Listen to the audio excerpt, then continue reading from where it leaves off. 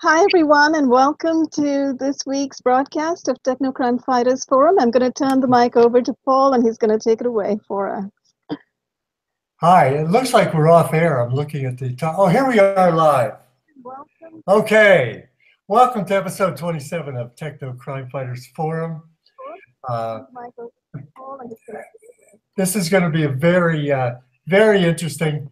While we were doing our pre-chat, I can point to 10 different topics that we talked about. Paul, we're having mic issues. Am I having? Oh, my mic is not on. Here it is. See if, is that better? Yes, better. I was hearing an echo. It may have been my own computer as well, starting up the YouTube podcast on the other page. Right. So sorry about that. I've switched it off and paused it. And I'll mute myself at this point. Okay, great.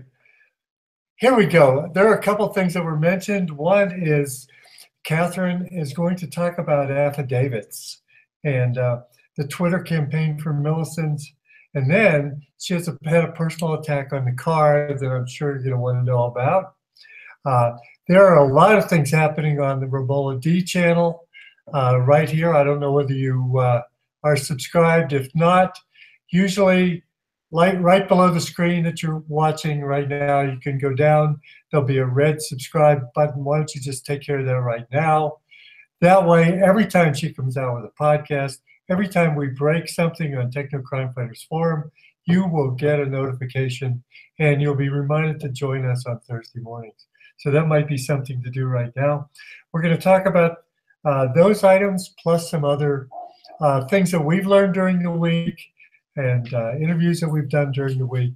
So without further delay, let me turn it over to Katherine Horton, who's going to probably talk about the affidavits first. I can. Okay, I'll start with the affidavits. Okay. So very briefly, so I've also heard just now that there are a couple of questions in the chat, and I'll get onto answering that. But let me just bring up the affidavits because I need people's help, and it's very, very, very important right now, straight away, because the final affidavit draft will be released this Sunday. But until then, I really want people to help me in a last push effort. And I want you to do the following. I really need the input of the community. So I'm just going to share my screen and show you how to get to the affidavits. If you go to my website, which is stop007.org, and then you will get to this website here, and then you scroll down, and the very first link here is the affidavit draft template. And there are already two links to an open office and a PDF document. If you click on here, you will get a brief description of what this is about. And you can download the template, the very first draft template. So this is a draft, people. Don't fill it in as your final version. One of them is the open office format, and the other one is PDF.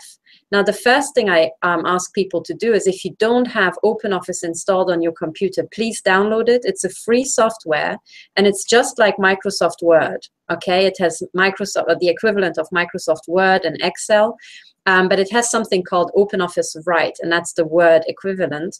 And I ask everybody to use that because OpenOffice is available for all platforms. So it doesn't matter if you use Windows or Linux, and I think it's also available for Mac. And this way we can all agree on the format. Whereas if I publish a Word document, then the people who can't afford the Microsoft license cannot work with this document. So this is why I specifically asked to stick to the newest, to free software. And OpenOffice is free. You can just search for OpenOffice, download it. It takes literally 2 minutes. And as soon as you have it installed, you can just click on this link. I think this is even down here. That's the link to OpenOffice itself. So there you can see how you can download it. You just select your language and the version, and you just download it. It takes 2 minutes, and it's really worth it because it's free forever after, okay? So what you have is the OpenOffice document, and the beauty of that is that when you open it, you can start editing it and putting in bullet points and notes to yourself. But please do not use the draft version to start writing your long affidavit, because stuff will change about this template. until next Sunday. So I'm just going to click on the PDF and show you what's in here. There was a long introduction already in the last Techno Crime Fighters Forum. Don't be scared because this document is massive. I mean, by now it's 100 pages, but it's mostly empty space and headlines, okay, sections. And as I said last time, the really important stuff is that we all agree on where we write information about certain offenses and what section. So section number 2 is stalking. I think section number 3 down here is interference with post and deliveries and so on. Now, what I ask you to do is go through this document and see if there's any aspect of your targeting that has not been incorporated. I try to take care of voice to skull and remote neural monitoring and synthetic telepathy and directed energy weapon attacks and a lot more. But if there's anything about your targeting that you don't know how to enter here, please, here in the instructions, on the second page, you can find my email, which is contact@stop007.org. And if you send me an email with the subject line Affidavit Template, then I can actually correct this template. And the idea is that by Sunday, I want to have all your suggestions from everybody so that I can put it in and then finally release the final draft, okay? And the idea is that once the draft is final, this will be a global affidavit collection. So all around the world, we can agree on, you know, in what format we actually publish the offenses against us to make it very quickly comparable in court. So I really need your input for that.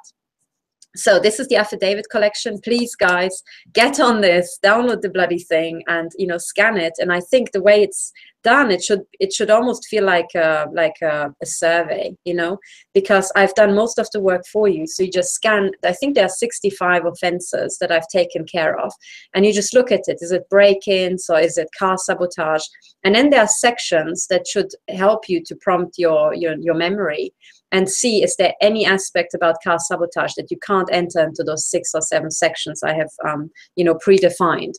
And then if so, please let me know.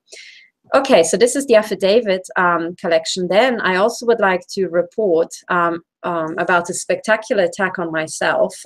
So as you probably know, my car has been sabotaged phenomenally when I wanted to take the throat sample. So Melanie's illegal throat implant has been operated out, and I took it to a Swiss lab to have it analyzed.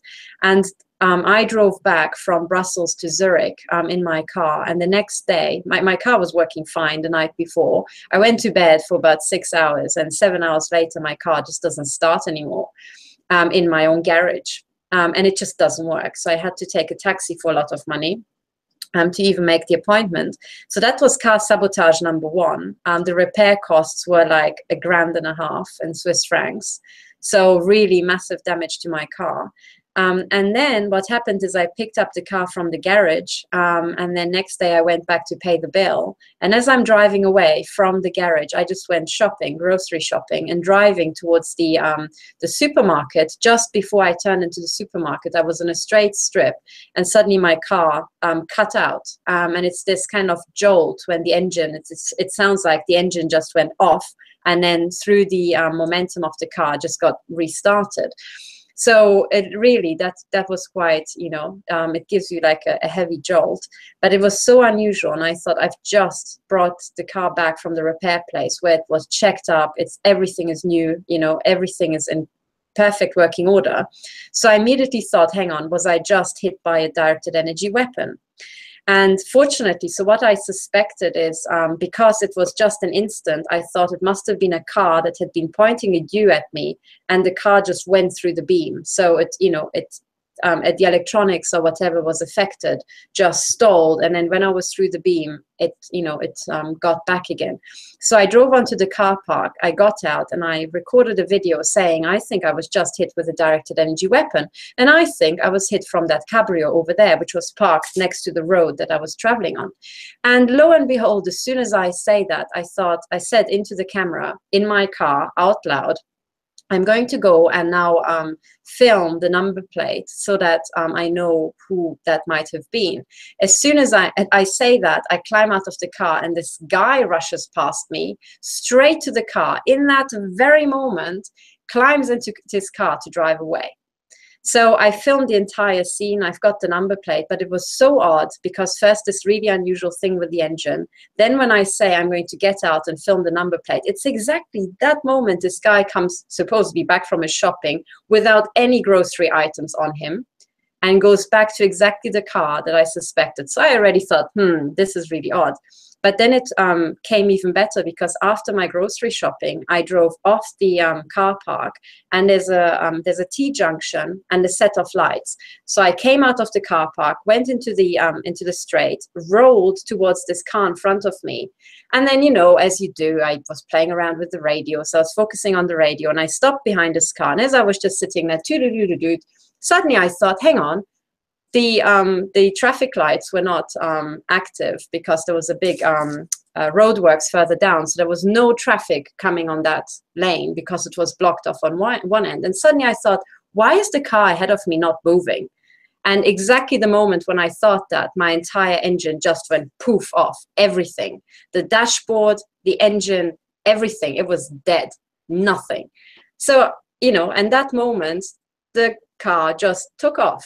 So I thought, I think I was just hit with a directed energy weapon that took out my car. And it was so spectacular. So the people who don't know about this technology, I would like to show you the following thing.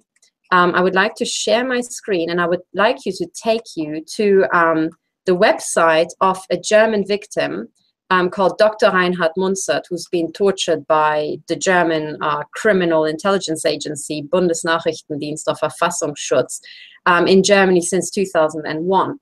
He's got a website called www.mikrowellenterror in German.de. So this is microwave terror in German.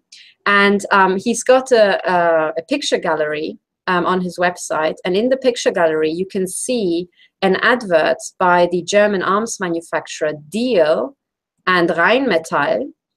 And these two fused in 2012 specifically to manufacture microwave weapons and directed energy weapon systems.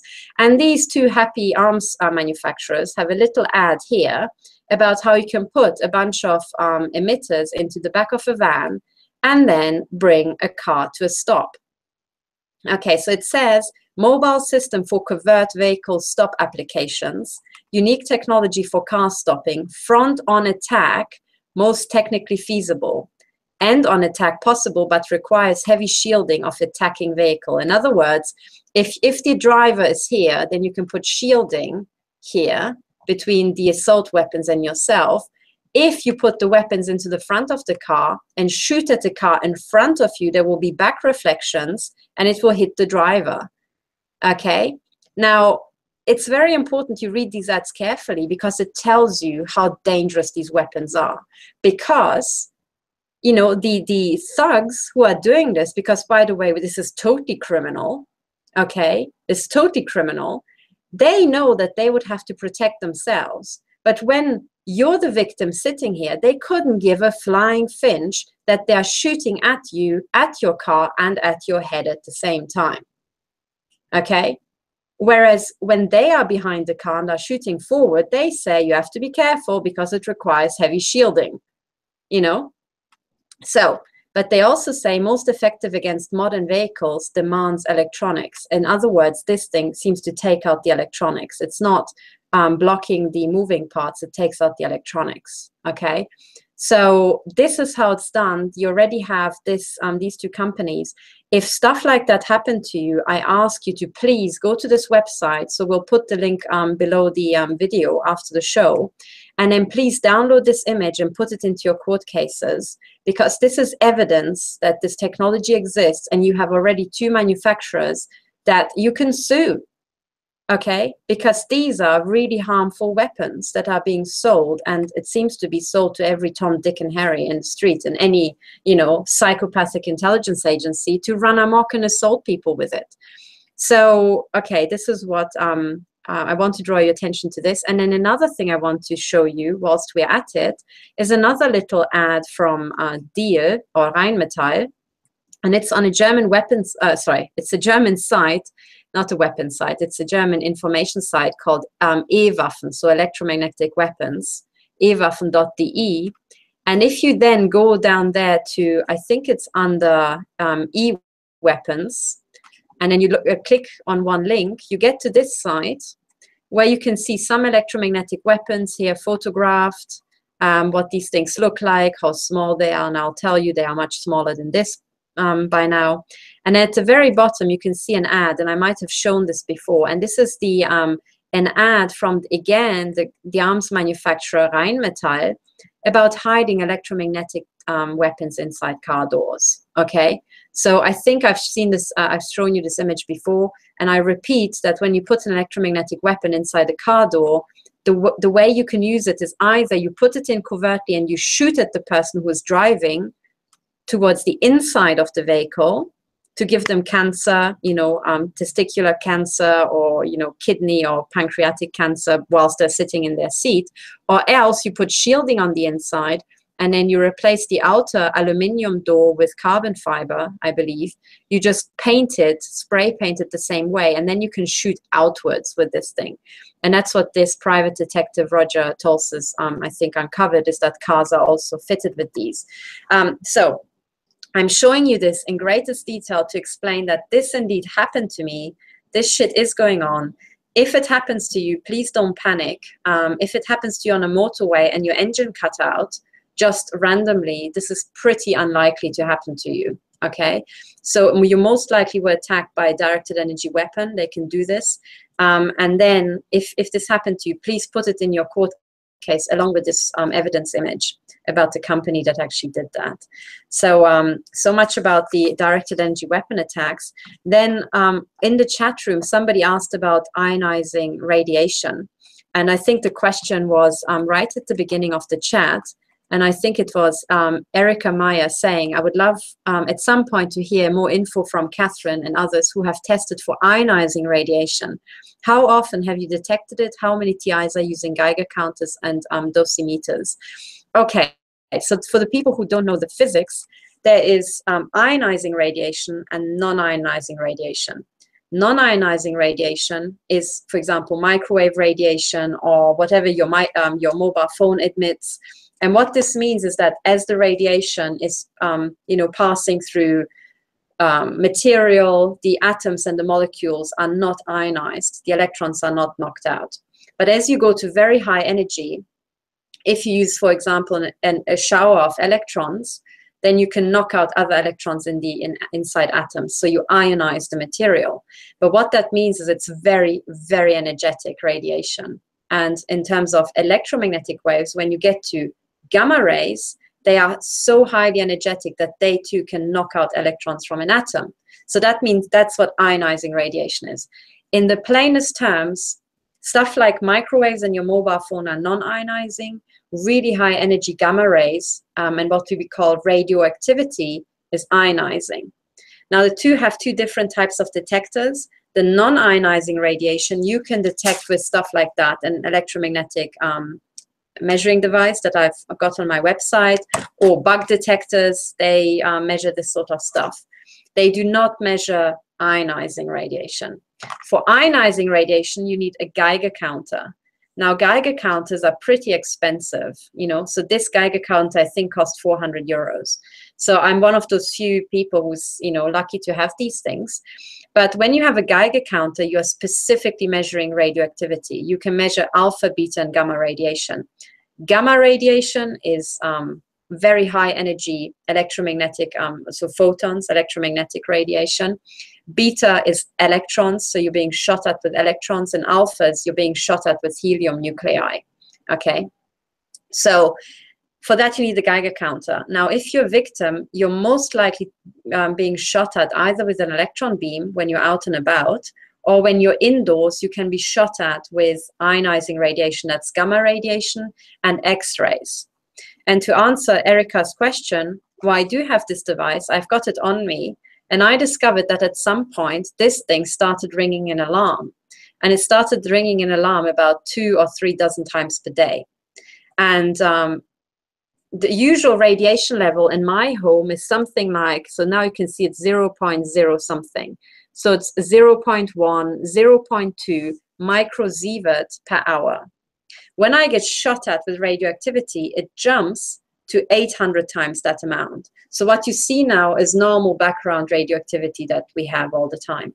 When I'm being shot at with pulses, with X-rays, this shoots up to always between 80 and 90 microsievert per hour. So that's about 800 times normal radiation level. Now it happens, and I just get a flash of 85 or thereabouts microsievert, and that's it. And then an hour or half an hour later, flash another one, and then this alarm goes off.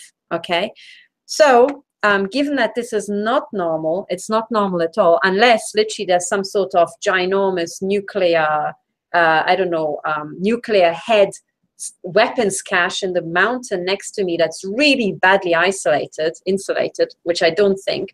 What that means is that my home is being X-rayed. It's being X-rayed by surveillance devices. That's what I would say. And the reason why I'm saying that is if I plotted the amount of radiation, I would take measurements, there would be a heap of measurements, below 0.2 microsievert, and another spike of measurements always between 80 and 90 microsievert, and pretty much nothing in between. So what this means is that some sort of devices keep emitting on pretty much the same amount of radioactivity. So if you're a victim and you observe exactly the same thing and you can afford 400 to 500, or you have the crowdfunding, please do get yourself a device, because it's evidence that you're being surveyed with X-ray surveillance. And what this means is that literally the intelligence agencies are giving you a chest X-ray 2 dozen times per day. So that's so much from me. I think I had a couple of announcements, but I'll first pass it to you guys to jump in. Oh, sorry, I've just seen your message, Ramola, that we should provide the links into the chat, right? I'm just gonna copy it across. I think that would be very helpful for people. I just wanted to comment on what you just talked about, the ionizing radiation. Okay, the X-ray machines. So this is very consistent with that recent report, well, perhaps not very recent at this point, it may have been a year ago, about the NYPD, the New York Police Department, using X-ray vans that were roaming around the town. Big white vans with X-ray machines in the back. And I know that there is a move afoot by the ACLU to get, and some other of these organizations, to get the government to fess up regarding what kind of surveillance weapons and devices they're actually using on the population. And this is actually a very sort of fitting moment to be talking about that, because supposedly today is International Right to Know Day, September 28th. Okay? So I put a tweet out this morning saying, please ask your local police, what surveillance devices they are using on the population. And I encourage everybody around the country and around the world, really, to do this. It's an international day after all. Ask your local government, ask your local city, state, county governments, ask your local police, ask your local fusion centers, what surveillance devices? I guess the word to use is surveillance device, because, they shy away from using the word non-lethal weapons, because that's what they're doing. They're using those, or classified weapons. They use the term surveillance devices. So apparently, or perhaps. So, that might be a way to try to find out what they are using. And of course, at this point in time in the US, they're not really, presenting any information to that extent. People have been sending FOIAs to police departments, to fusion centers, including me, asking for information, and they haven't been getting that.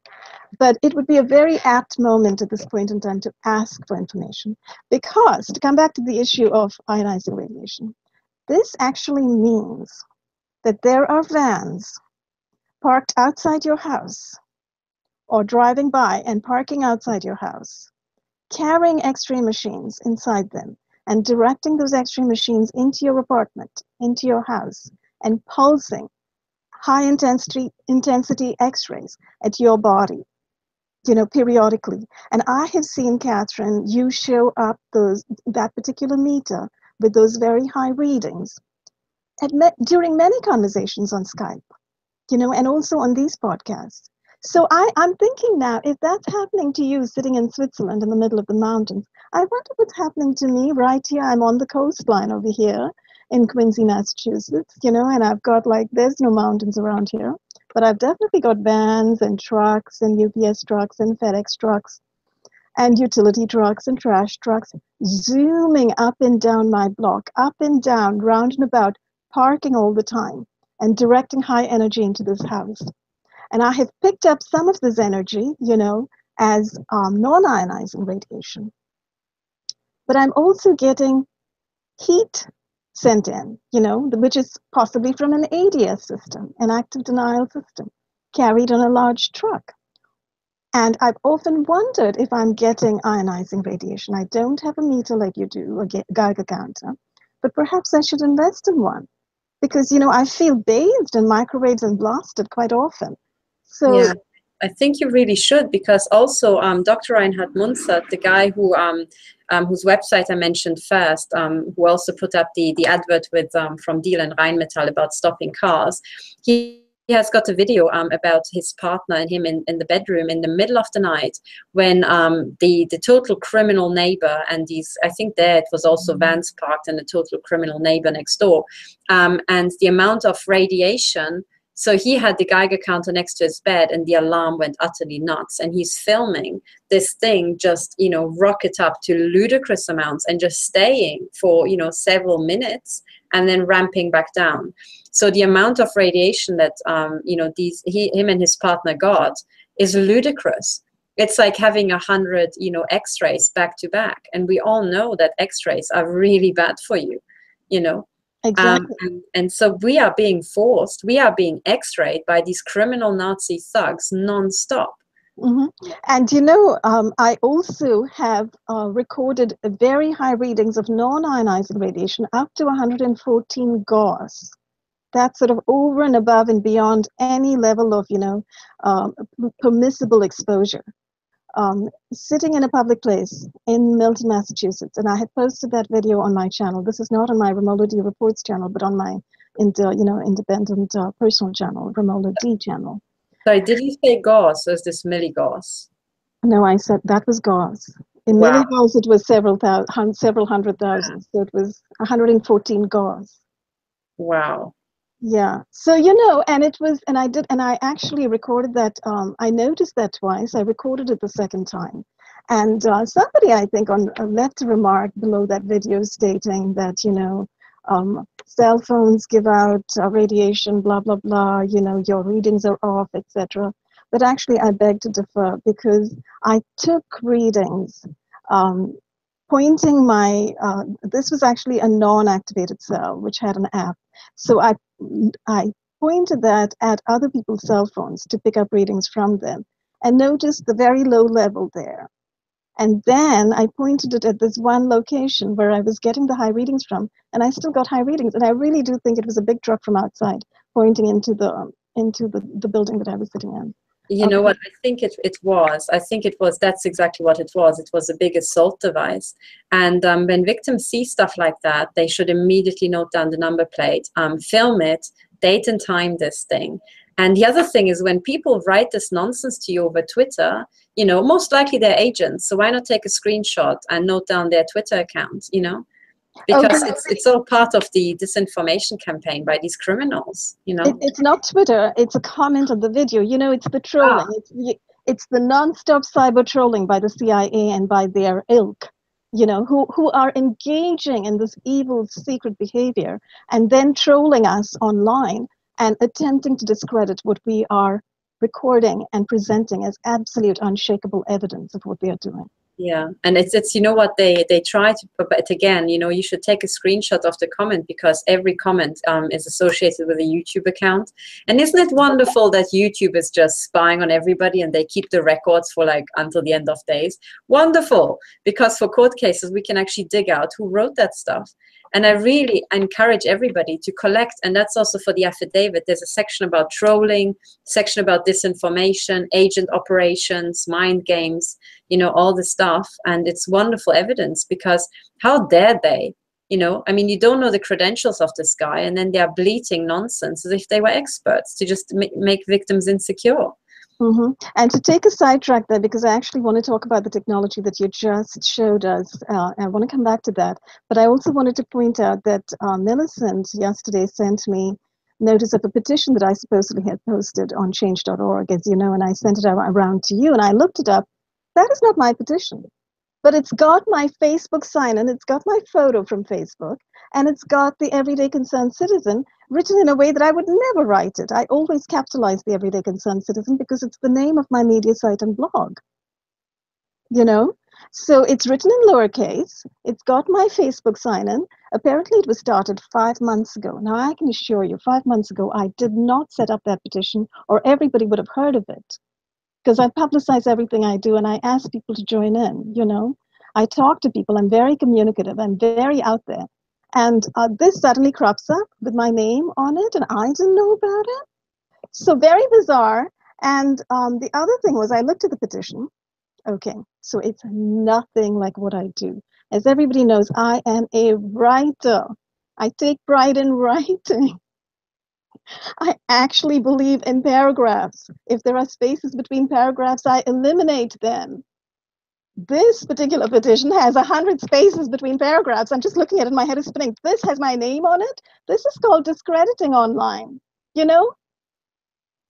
Attempting to attribute this lousy presentation, and by the way, bad writing as well, because there was a whole bunch of other writing about, you know, dear President, we beg you to do this, that, and the other. And here, let me throw in Ramola's memo to Trump here and Karen's silent Holocaust statement here, and then add in something about Section 1233. Please enforce Section 1233.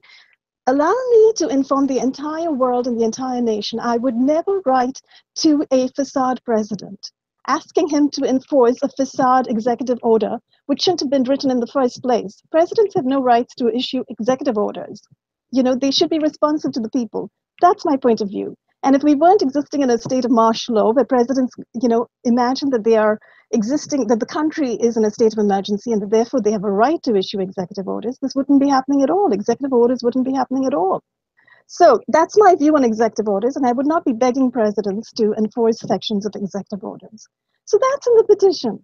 So you see, all of this is not my making, cannot be attributed to me, but is being falsely attributed to me. And I'm sure there are words for this. This is identity theft, impersonation, identity fraud, Plagiarism. plagiarism. Yeah.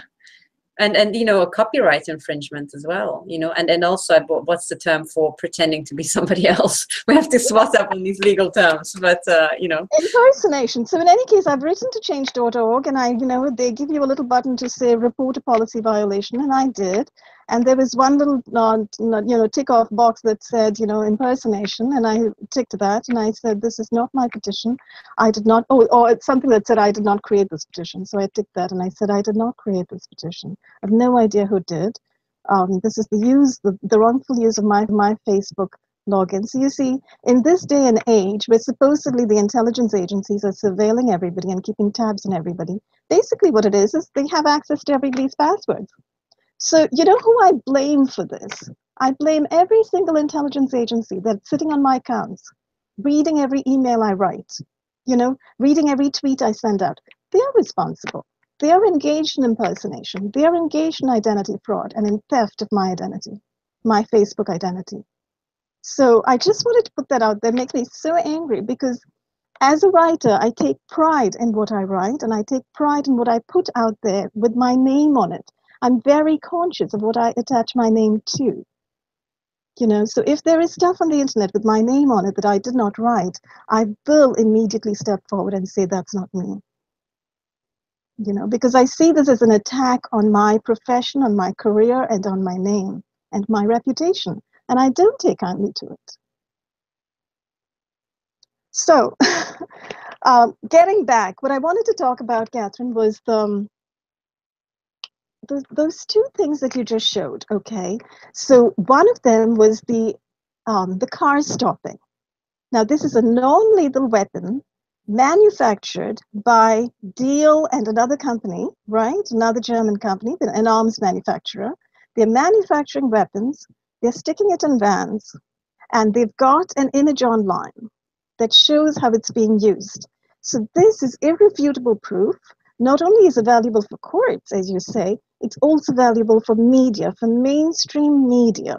And it's valuable for psychiatrists and law enforcement, all of whom target those who are already targeted, who report such things, as being hit from vans, and naming them schizoid and delusional. It is not schizophrenia, and it is not delusion when there are weapons out there that huge arms manufacturers are actually developing, manufacturing, selling in boatloads. And who gets them? Is the New York Police Department getting them? Is that part of the X-ray machine carried in the van scenario? Are all the other police departments in the country getting them? We don't know, because police departments have not released information about exactly what kind of non-lethal weapons they are using. However, we do know from the Vault 7 releases from the CIA documents that were recently released, as you know, the CIA has information now to state that they have access to this kind of technology whereby they can stop cars in motion at any time. And perhaps this is that technology. Perhaps, we don't know. It may be one of the many kinds of ways they have, right, to stop cars. But I thought it's very important to point out to everybody that the technology exists, and the technology is actually being publicized, and we need, we don't have media coverage currently, but this is why we need more people to step up and start putting this out there. Everybody should take that image and just post it everywhere, send it out, engage in some citizen journalism, write a couple notes about it, tweet it out, put it on your Facebook page, send it to your local police, send it to your local psychiatrist, send it to all of the medical centers, send it to the AMA, the APA psychiatric. Yeah. That's, sorry, the Twitter handle of the APA, which is the American Psychiatric Association. Yeah, and most importantly, put it in your court cases. And yes, of course, put it in your court cases. You're all about the courts and I'm all about media. So I'm all about, trumpeting it out. So let the news get out. Let every single person on this planet know what exactly they've got in their vans and what they're doing. Because we've got hundreds of people who are targeted telling us we are being hit from vans. We're being hit from the backs of cars. These are not stories. These are not delusions. I can attest to that. And I also can attest to the fact of, taking my shield up and hearing the hits directly in my face as I'm sitting behind the wheel behind a van or an SUV or a car. They do this. They are doing this. This is part of what covert ops and black ops is all about. Sticking deadly weapons in the backs of cars so that nobody would guess. They're radiation weapons. The bullet flying out from them cannot be seen. Suits them perfectly. This is what they are doing. Yeah. It's actually, I'm of the opinion that this entire thing is part of the global Holocaust. So it's so systematic and it's so uniform across every single European country and US state and all around the world, reaching into Far East Asia, that we can safely say that what this is a global Holocaust program where people are being shot up as they're driving their car without knowing what's happening to them. And the idea is to give you as much bodily damage as they can possibly do, and then just take you out. And I think the entire purpose is, and I know we'll get onto the depopulation agenda in a bit, but it's the entire purpose is to take out, first of all, pensioners. It's to take out also young people who they think, oh, they're not going to get jobs that we need in the future, or that don't really want to go along with the crime cartel. It's taking out many people, or it's taking people out because they've got good property and some property developer would like to move in. So people are being targeted for all sorts of reasons, and it all pivots on this covert machinery. And the key is that with this, they think that they can machine gun you in your own home and inside your car, and because the projectiles are not visible, they can just do whatever they like. And I think this is extremely urgent, because when you see these arms manufacturers, Diehl and Rheinmetall, they are huge operations. So you see one little ad, and behind one little ad stands an entire factory production line that churns these things out, I don't know how many per minute. And they are all being bought up. So imagine how many killer killer machines, silent kill weapons, are being put out by these Nazi organizations. And I call them Nazi organizations because these weapons are against the Geneva Conventions. They have to be shut down. And if I can help it, Diehl and Rheinmetall should have the biggest class action on their heels in the history of mankind for just generating this sort of stuff. And they're probably not the only ones. I bet you anything there are weapons manufacturers in the US as well that are working on this, and probably around the world, because you know, what people do not know, because they read the New York Times and the Washington Post, which just does not publish information about this, there has been what the military calls a transformation. Over the last 20 years, they have moved to electronic weapons. Electronic warfare is a big, big deal. And the word electronic, you know, as we know, is a huge euphemism. That's not the right word. It's a word that they are using to cover the magnitude and depth of the atrocity of these weapons. Because what these weapons are silent, invisible radiation weapons. They are both electromagnetic weapons, they're sonic weapons, they're scalar weapons, they're all sorts of weapons. They're well hidden. Nobody can see them in operation. The DoD in this country has made agreements with the DOJ, as we know, to give local police departments these weapons, to develop them, in fact, in conjunction with each other. So we're talking about the local police department having access to classified black ops, so-called non-lethal weapons. And this is what they are using. And the other thing I wanted to point out, Katherine, was the car door weapon that you talked about, because that kind of brings it home also in a very intense way. Literally, as you said, they can take your own car, for instance, when you put it in a shop, or even when it's parked in your driveway, for heaven's sake, you know, while you're sleeping, because they're so good at clandestine and covert ops and so forth. They can open up your own car and strip it and situate that kind of weapon inside. Is that not? And then, or they can do it, you know, when you have it at a mechanic's shop. And it can be directed at you. So when you're sitting in the car, you feel you're being hit from the left, your heart is being hit, or you're being hit from the right, you know, your liver and your gallbladder are being hit as you're driving. And you don't know it's coming from your own car door. So isn't that clever? Isn't that stealthy? Isn't that extreme? And isn't that exactly what these covert and clandestine ops services try to hide? So it's fabulous that you found that and that we have that, because that's evidence that this is actually happening. This is what they are doing. They are hiding weapons in car doors and in the car's chassis and so forth. Exactly. And I think another wonderful way to give somebody pancreatic cancer, one of the most, you know, fastest killing cancers, is to just put inside the car seat, put a microwave emitter right at the height. So when you sit there, you can be, you know, shot at as you're driving. It can be wired up. And, you know, I have been shot into my kidney and into that area as I was driving, feeling intense pain. And then you know, but then again, how can you can look for wires, and I think there's one victim who did find wires in his car, all around as well. But then again, to have your car stripped and, you know, search for some special branch job being done on it every single month is a bit expensive, you know. So people don't have the money to have their car strip searched, and they don't, and that's how they get away with it. So we really have to instead buy these measuring devices and do what we can. But yes, they put stuff into cars. They put I mean, audio bugs, you know, without question, and many other surveillance devices. But you know what, the other thing that I also want to briefly mention, because just yesterday I talked to somebody who he was very well read up about the technology and how this weapon system works, but he was also extremely surprised to hear that he might be implanted.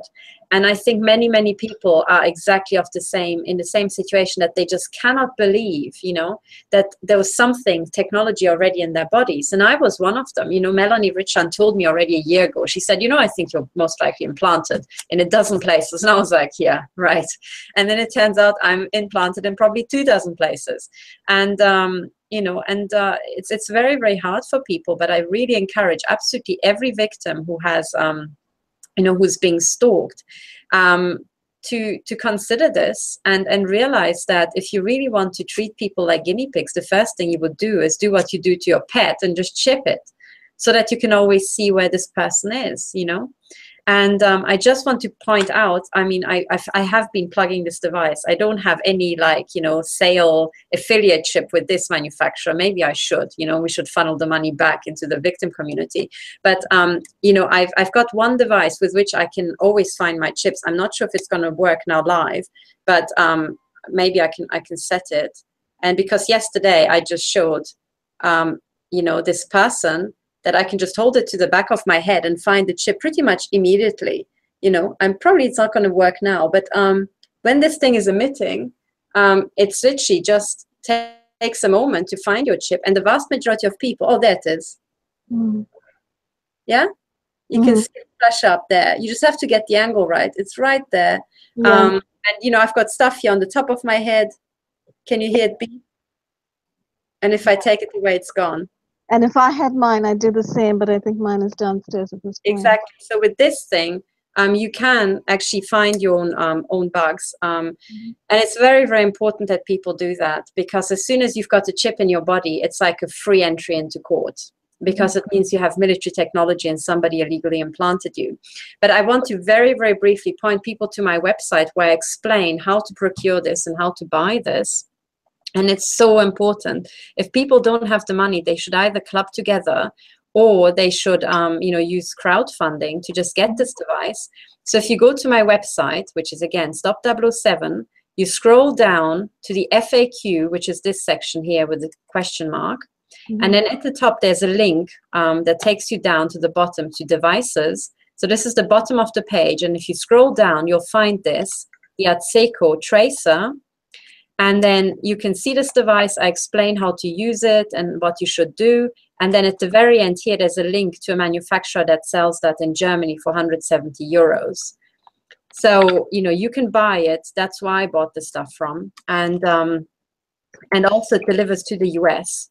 And I think it was pretty quick. I think this is where we got the device for Uramola. And literally, you held this to the back of your head and it immediately just went nuts, you know? Yes, so. I have. And I've actually picked it up now from both my ears, the bottoms of my ears, from the top of my head, and from my arm. Now, I also noticed, Katherine, that when I tried to do it one day informally, I was, you know, without switching off the mains or whatever, I noticed immediate beeps from both those cochlear implants, which I believe I now have in my ears, and which I have felt being activated several times. And as soon as I started to, in my own kitchen, record this and show that I was just holding it up, because of course I'm being audioed and videoed like nobody would believe.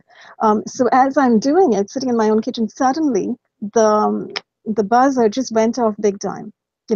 Huge buzzing sound. So anywhere I used it on my body, as I held it up, huge buzzing sound. So in other words, what I think was happening was radio frequency was being sent into the house, a massive signal to completely destroy the ability of this to measure at that sensitive level, to stop what I was doing. And it made me think, okay, if they're going to stop and make it difficult for me to determine this, because I know very well I am chipped up the wazoo, and I've got brain chips, I've got cochlear implants. I was sharp shot into in my arm and in my left ear. So I know that these chips exist.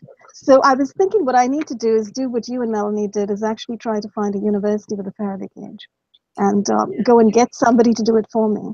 Yeah, you can do that, or else I tell you, they will get bored of sending these frequencies. You can also go into your cellar. That should mitigate quite a lot.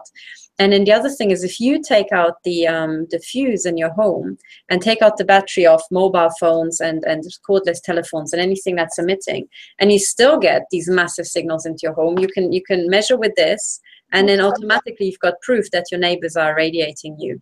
And they're doing it in tandem with you trying to do a measurement. It's like, I also, the other thing that I remember is that when you were using one of your mobile phones to take measurements with this app about the, where you measured these very high Gauss readings, they disabled that phone, if I remember correctly. So you couldn't actually take it. It's totally disabled now, because I posted that video of the very high readings in Melton immediately after.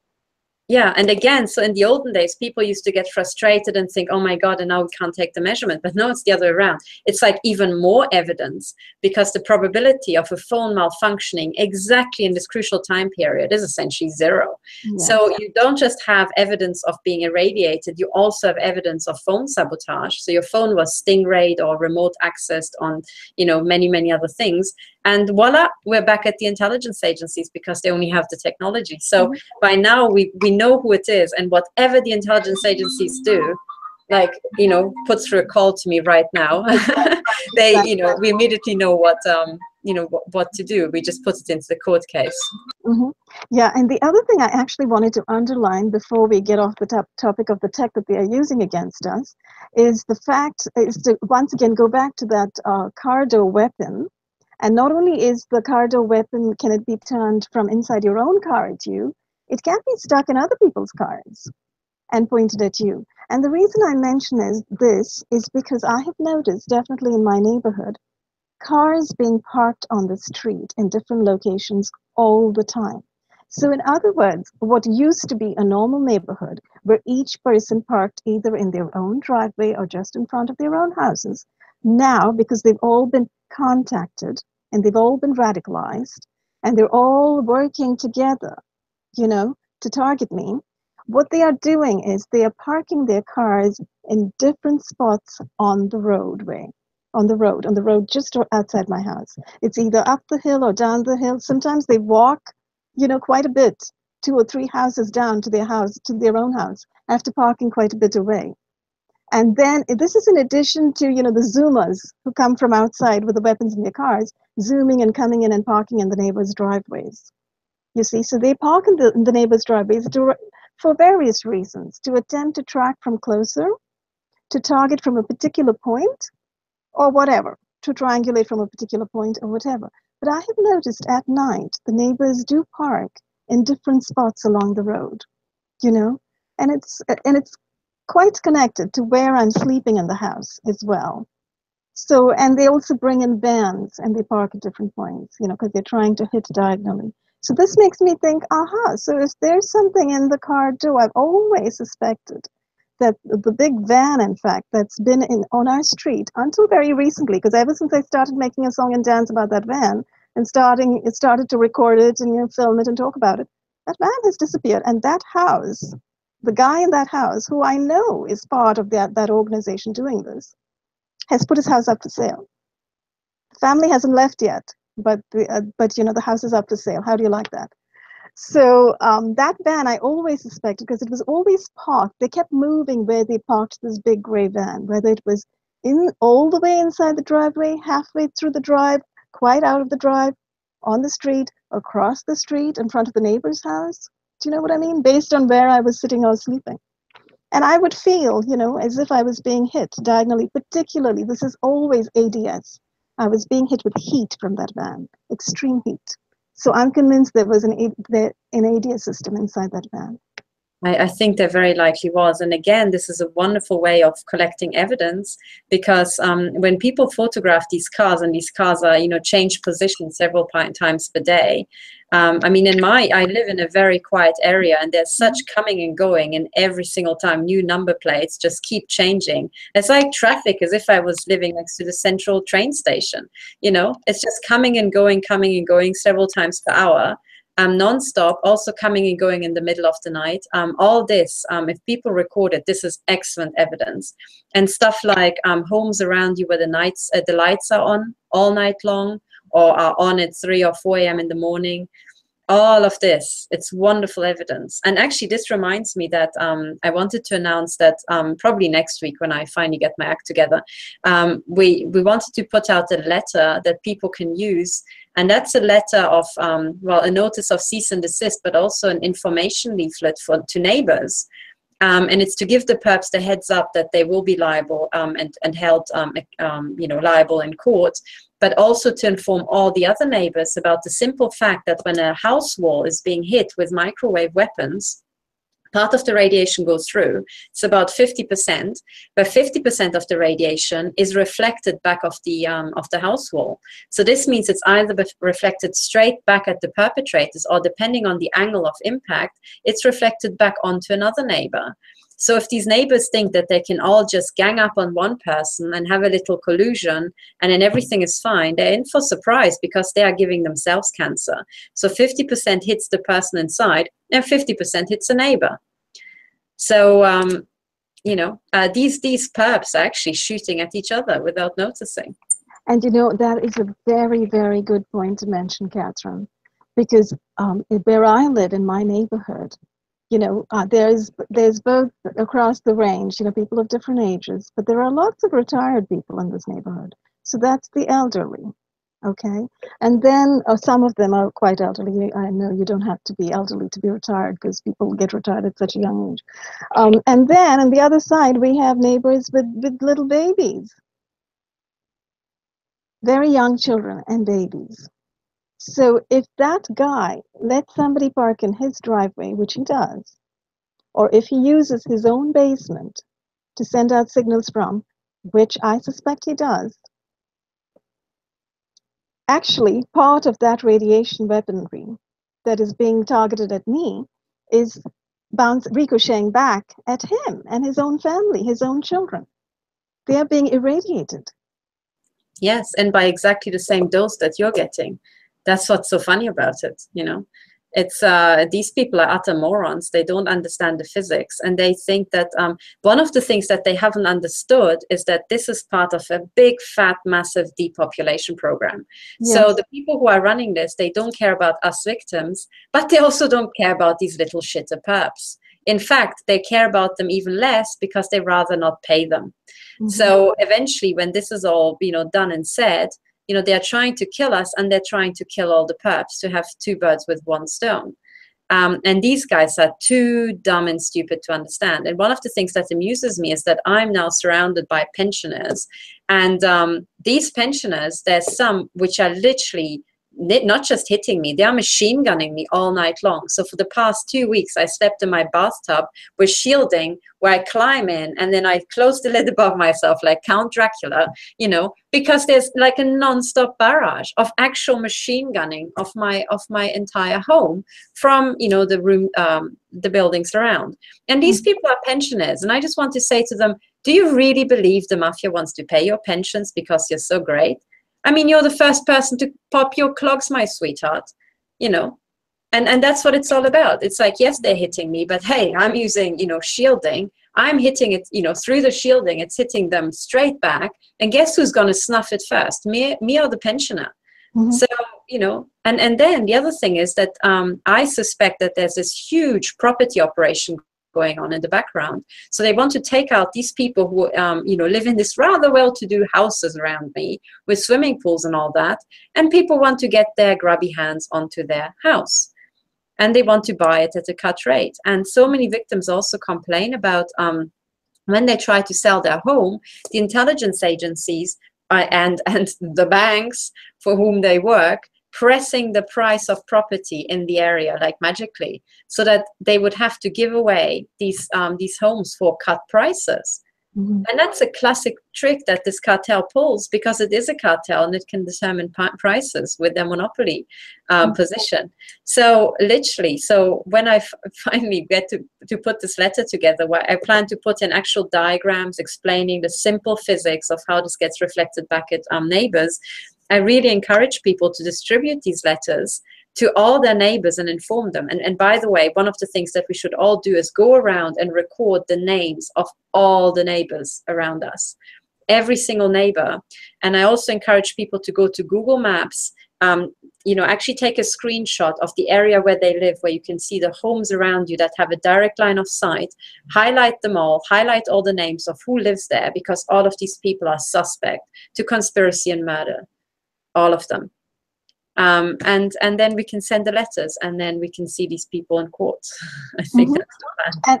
Absolutely. I think that's a great effort. I think, you know, if the neighbors are involved, they need to know that, you know, I'm sorry, that's criminal action they're engaging in. and they are going to pay for it.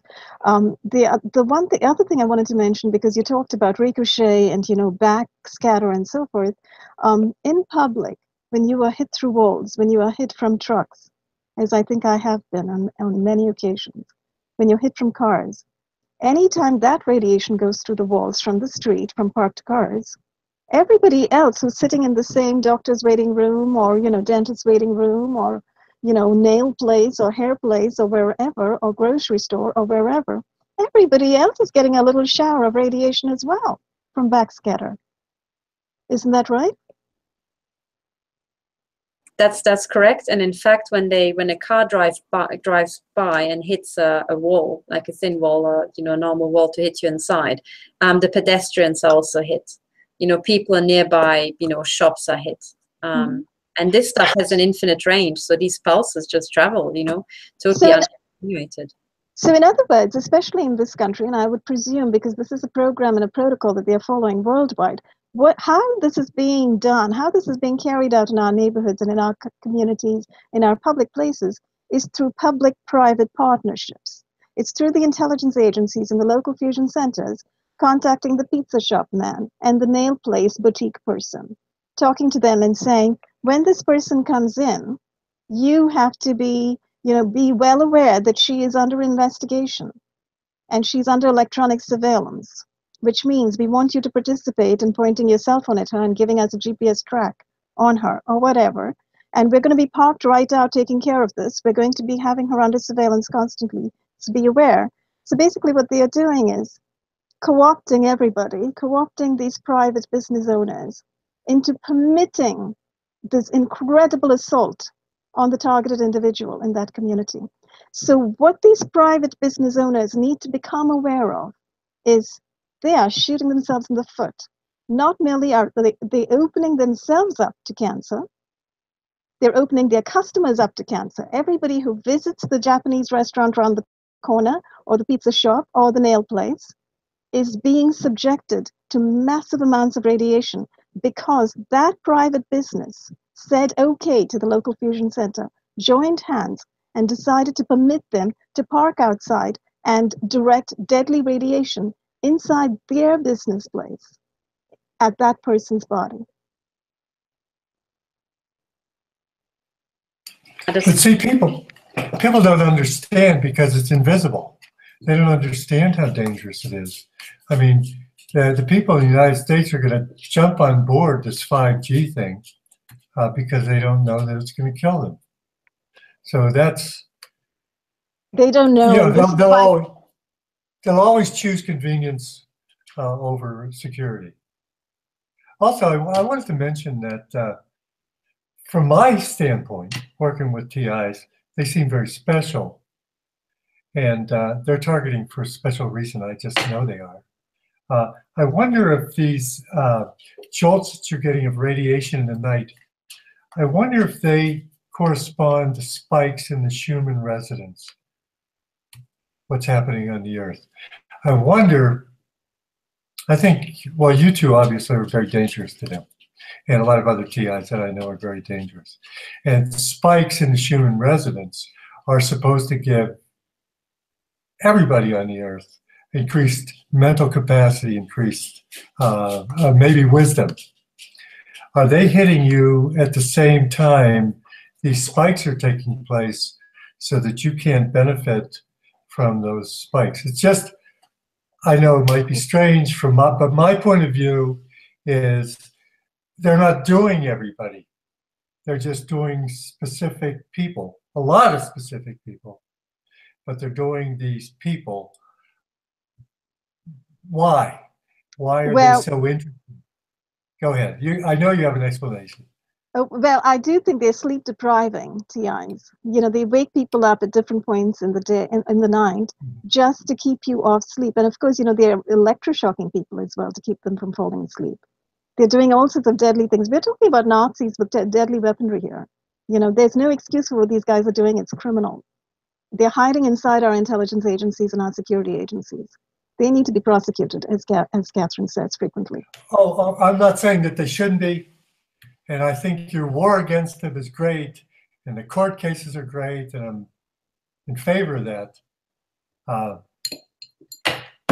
I just look for a kind of a deeper understanding as why Yeah, why this is happening. Okay, well, as you say, from it's hard for me to actually draw a conclusion because I've read a little bit about the Schumann resonance going up and so forth, and I'd like to see some more evidence, I guess, and some proof that it is indeed going up, etc.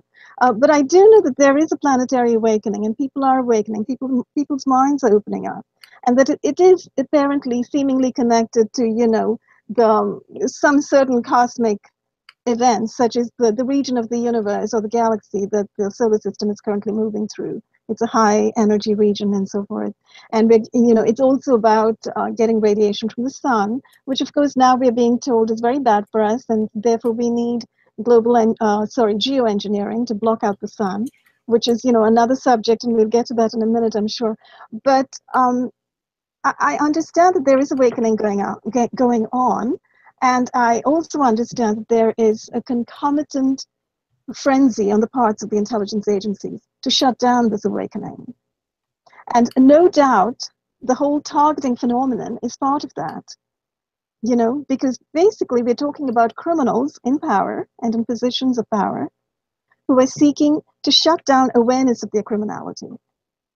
So who are they going after? Apparently they're going after people who would be outspoken, who would be investigative, and who would speak out. That appears to be part of what's going on, is part of what I'm seeing. What do you think?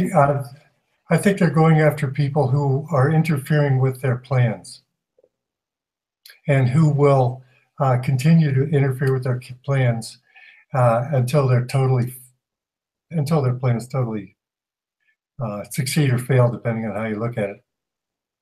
Yeah. So anyway, go ahead, Katherine. I'm sorry. No, just very briefly. I think, so because you asked specifically about these shots against me, I mean, for the people who don't know, and as I understand it, the Schumann resonance is like a 7 hertz, some sort of resonance that's to do with the actual Earth itself as a global system. And 7 hertz is it's like 7 beats per second. 7.8 perhaps, or 7.3 or something? Something like that. So, rounded 7 or 8 very beats. Low. So it's very, very low, whereas what I'm being hit with is an actual electromagnetic projectile that is of the highest, frequency that you can imagine, and incredible energy. And what I'm being hit with does not come from the kind of global planet or the Earth system. It comes from a pointed electromagnetic machine gun. But no, I'm not saying that. I'm not saying that you were hit with the Schumann resonance. Besides, Schumann resonance spiked at 9. Shooting at me overall is to do with the Schumann resonance. I think you're a problem for them.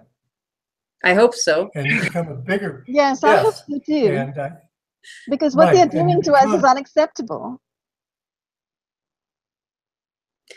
Well, yes, it absolutely is. Nobody should be tortured like this. It's horrible. They singled out certain people to be subject to this type of torture. And I just want to know why they pick these people. When are they doing this? What do they expect from you? What do they want to learn from you? Because if it's just a criminal cartel who wants to wipe you out so they can get your money, I mean, why hasn't it happened before? Why didn't it happen 100 years ago? Why didn't it happen 200 years ago? I don't know. I just wanted to throw in kind of a different look from outside of the battle, because I can be a little outside because I'm not being hit every day. So a viewpoint from outside, I see remarkable people, amazing people, who would stand up for the cause of right, stand up for humanity, and fight to the last ditch for humanity and their freedom, being specifically targeted, specifically studied, and specifically tortured. And I just want to know why. There's a change in the Schumann resonance. I mean, it stayed at 7.8 for as long as they've been measuring it, since '54, I think. Now it spikes up to 90 on occasion. Well, what's happening Now, I don't believe the universe and all that flying around the galaxies and stuff, but there's something but there's a change. And if people are taken away from the Schumann resonance, if they bury them underground, they can't survive. We're so connected with the Schumann resonance. You can't, if you're away from the Schumann resonance, you can't sleep. So you're interconnected. And it's just an idea, and I want you to continue with what you're doing because you're doing a great job. And I don't want I think so many times my opinions throw us so off that I really wish I hadn't said anything. No. I think this is all valuable because you know what? That it's only when we really start searching our field that we get fundamentally new stuff. You know. So my view on this is the following. What I've seen over the last couple of years was a lot of things just suddenly came at us very, very densely. You know, there was 9/11 and all that stuff, then 7/7, and then, you know, Afghanistan, Iraq wars, this and that. And suddenly it feels like, whoa, and before you know it, you blink, and then suddenly we're in a global Holocaust and everybody's being, you know, tortured to death and being taken out covertly. So what on earth happened? And I think what's happening is that there's this huge, so that there's all these things, you know, the Schumann resonance and whatever, these sort of systems, yes, they exist, but they have existed. Oh, sorry, I think your microphone is still on. Paul, I think your microphone is still on. Oops. Okay. Sorry. And so there are all these big global systems, but they have existed for absolutely millennia and millions and millions of years. So, you know, the global planet Earth, it takes quite a lot of, you know, interference and energy to change one jot. So I don't think that's what's going on. But what's most certainly going on, and that is the winding down of the biggest organized crime cartel in history that has been, as Karen Hughes says, with us since the last ice age. But I would say it has been with us for much, much longer than that, because it's a system of its own. It's an organized crime system that lives on. Like the mafia lives on and outlives the lifespan of any mafia boss. And that's what we're dealing with. And their entire systems have been covert. They have captured the intelligence agencies from day one because it was so profitable. And now they're really ramping up. But in the most, well, I'm just speaking as a physicist, but the mafia at its core, it's just a business. It's just a business. They have to, they're thugs, and they need to pay them, and they need to entertain them. And if they don't, well, they're suddenly surrounded by a bunch of cutthroat guys who want to be paid at the end of the month, right? So that's what we're dealing with. And throughout the ages, through the Second World War, they had to pay these thugs ever more and more and more. And the thugs are just in the same monetary system as the rest of us. So, you know, you have to keep increasing the money because money is being devalued. So you have to keep earning more, which leads to this hamster wheel effect. So then we had the Second World War, which was massive asset stripping, basically trying to get cash into the coffers of the mafia to pay this global thuggery.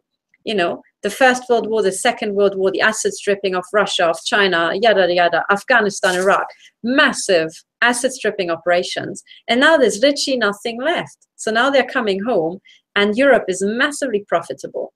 So that's what I see going on. So number one, it's the asset stripping of the mafia that does what it has always done, which is just try to keep getting richer and try to, you know, to pay this ever-growing network of thugs.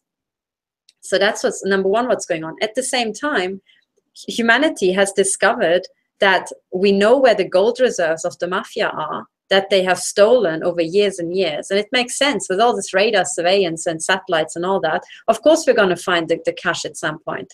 So there's this massive cache of gold that has been uncovered that belongs to humanity, not the Vatican anymore.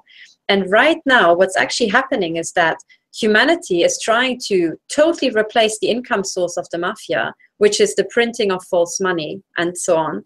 And at the same time, the mafia is launching into its biggest asset stripping operation, you know, of recent history, which is the asset stripping of the US and Europe. And the two things are running concurrently. So this side is trying to asset strip the mafia, and the mafia is trying to kill everybody and asset strip everybody. And that's what I can see going on. Now, in this process, both sides have prepared this a long time ago. So in the showdown, what we're now up against is the mafia wants to have a totally decentralized silent kill system where they have their network of thugs. They're recruiting every last fucking stupid pensioner in your neighborhood and every last teenager to run around with these weapons. They're doing a process called gamification, where they try to get people addicted to perving on their neighbors, to shooting at people in their neighborhood. And if you want to take build up a weapon system like that, a military program like that, you have to make it like self-sustaining. The way to make them self-sustaining is to get dumb people to attack intelligent people, to attack, I don't know what, I see a lot of middle-aged men who seem to be very keen on perving, and they are surrounded by these, teenagers, attractive looking teenagers, a lot of attractive women, and they are in these gangs. So for them, it's like heaven come true, right? They can perv on a woman who's 30 years younger than them. They're surrounded by these women who look like Bond girls. They all are in this clique shooting at me and others with weapons. Now, it's not about me that much, and it's not about them. It's about building up these hordes. These are death squads to run around and take out as many people who don't belong to the mafia as possible and get at the assets. That is the biggest, at the fundamental level, that's what's going on. At the street level, try to pay these thugs by getting the assets of the people who are not in the mafia. One level up, it's like bigger stuff going on, like life insurance fraud, much more organized stuff. And at the very top level, it's this organized crime cartel trying to get a hand on the royal households and their wealth, which is they are the biggest asset holders, and get at the wealth of the billionaires in the US. So there are all these staggered business plans and money-making schemes. And how do we come in? In my view, we have been selected based on exactly what Bill Binney has said. The NSA built up this huge surveillance operation. They can graph your entire life. They can pull all the emails you've ever written, all the phone calls you've ever made, every message that you've ever sent, your social media profile. Who do you know? Who do you speak with? What language do you use? How do you use punctuation? And they map you in a way that they understand you and classify you better than you could ever do it yourself. And then they pick out the people, and they can do it ahead of time. They can, based on your profile, they can figure out who's going to become a strong leader before you even knew you could become a strong leader. And they try to kill you, but they try to kill you in a way that they can get as much training out of how to kill you as possible. So that's why I think what's happening, And as much money. Yeah, and as much money as you can possibly do. That's brilliant, Katherine. I think that's a brilliant overview. I'd just like to add a couple things to that because, Paul mentioned that, people have, may not have been targeted across time and now they are being targeted. I think Paul will actually agree. We've all been targeted across time. The human race has been targeted across time. We've seen that across time, if you look into the actual history of how things have played out in all of our societies over the last even 200 to 300 years, there have been a certain people who've had a lot of wealth and a lot of power. And all of the wars that we have seen, now we understand that all of these wars were actually manipulated, manufactured scenarios. These are crisis scenarios and disaster scenarios. And now we understand what's going on is crisis capitalism and disaster capitalism run by the central bankers, run by the Rothschilds, right? And their pals.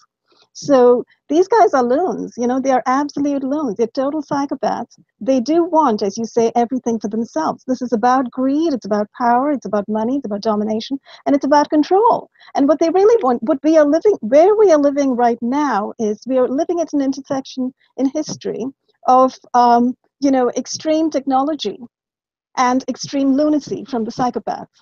So technology has come to the point now where the weapons that they have created are incredible. Directed energy weapons, plasma weapons, pulsed energy projectiles, active denial systems, all sorts of non-lethal weapons, desperately ghastly weapons, all being hidden under electronic weapons and non-lethal weapons. These tiny little words that, actually cover up a whole mess of horrors that are being used on people today.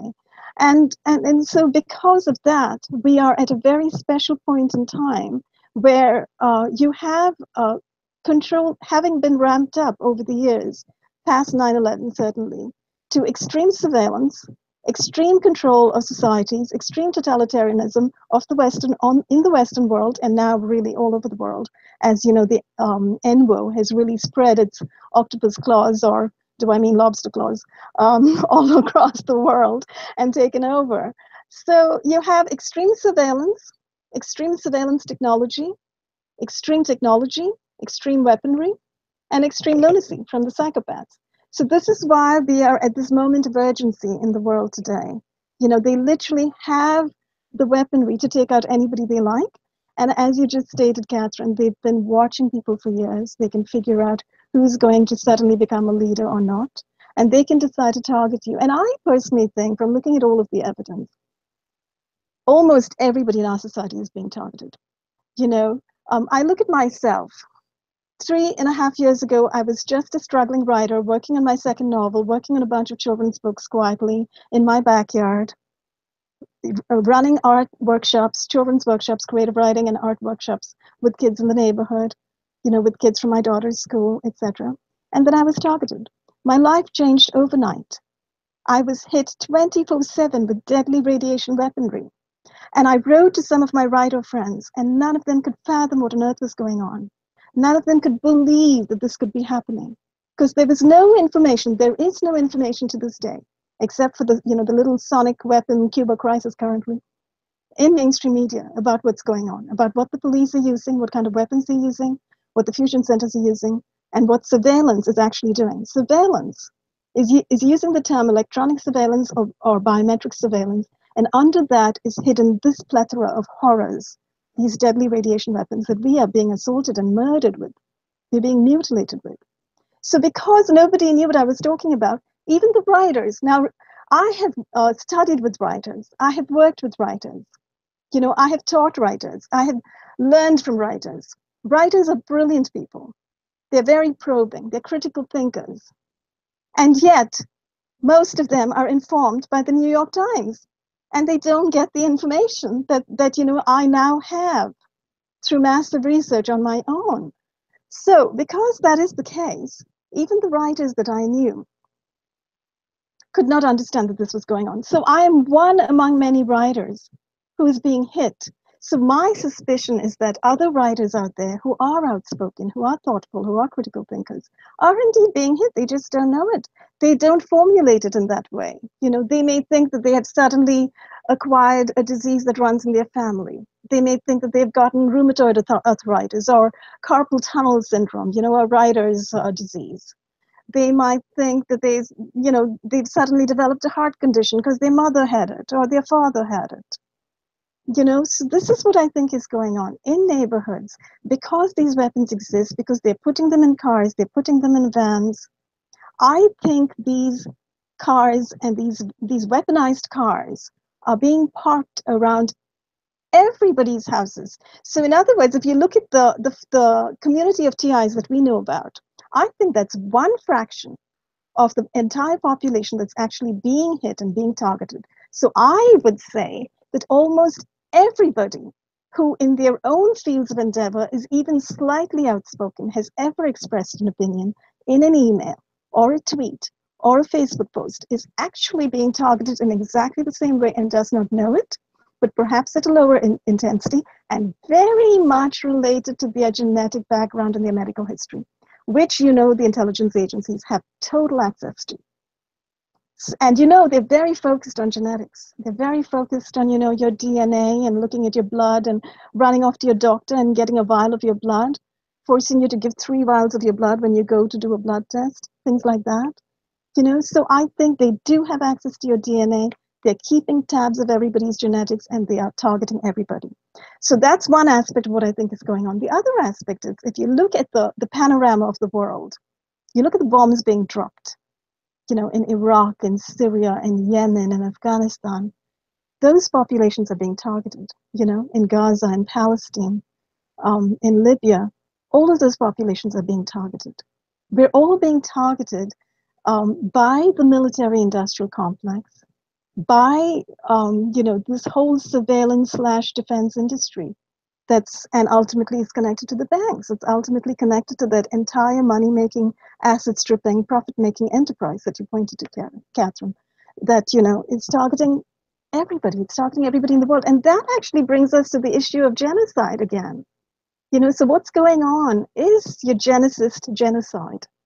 And I think the people who are being targeted, really, the ones who are being selected, are people with spine, people with humanity, is what I would say, Paul. We are people with basic humanity. We are people with a basic moral conscience. You know, we are people who speak out. And the criminals who are running this show want to stamp us out. They only want criminality to prosper. And as we know, given what technology has come down to, what they are working for with all of the transhumanism, with all of the synthetic biology they're putting in us, with all of the aerosols, with their raining nanobot aerosols down on us, they are striving to transhumanize the entire human race. They're striving to take over and robotize and transhumanize and literally have just, they're trying to move from a situation of world democracy to a situation of world totalitarianism, where you have the elite or the master class, and then you have the slave class, the robotized, transhumanist, docile, compliant, totally mind-controlled, totally subjugated slave class, and nobody in between, no middle class in between, no educated people, no intelligent people, no intellectuals, nobody speaking out like you and me. This is the moment in history where they're trying to stamp us out. And this is why I'm standing up and speaking out, and I think many of us are standing up and speaking out, because this is untenable. We're not going to stand for it. Humanity is not going to stand for it. You know, and somebody's got to stand up for humanity.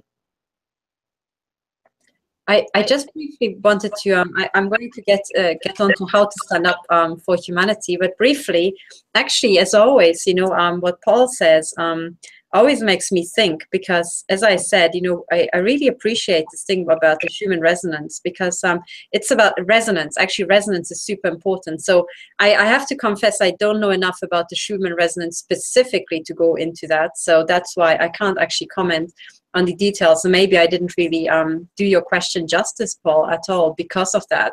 But that's why I just focus on what's currently going on with organized crime and, you know, finance, because I know about that stuff a bit more. But talking about resonance, there's a different type of resonance that I can actually say quite a lot about that is hugely important. And that sort of resonance has got to do with information flow and network theory. So, or just network mathematics. The one thing that I don't know how to approach the subject, because it's pretty complex and pretty new as well, even in terms of the mathematics. But there's something. Yeah, sorry, I waded right into a super important topic that's super technical, so I'm trying to cut it down. But there is a type of resonance that we all can use that is super powerful, and that actually can really save us. And there are certain resonance effects from physics that we can use on our side to really make a difference. And I'll try to explain how this works. So first of all, resonance. You know, just for the people who don't know what resonance actually is, if you have certain wave motions or rhythmic motions, then depending on your system, there are certain types of waves that fit in so perfectly with the system that the system starts resonating in sync. So there are certain frequencies that don't really resonate, and then certain frequencies that do. That applies to all systems. To give you an example, when I used to be, I think I was a second year at Oxford, I used to live in one little building that had its own, you know, water pipe system, and was so annoying because we were only 2 people in that building, and we both would get up for lectures in the morning, have showers at the same time, completely empty the tank of hot water, and then during the day it would start filling up. And then by the time we got off from lectures, it would, just after lunchtime, hit bloody resonance because the tank would just fill up. And then suddenly the entire building started shaking. First, it started with a rhythmical knocking that people probably know from their central heating system.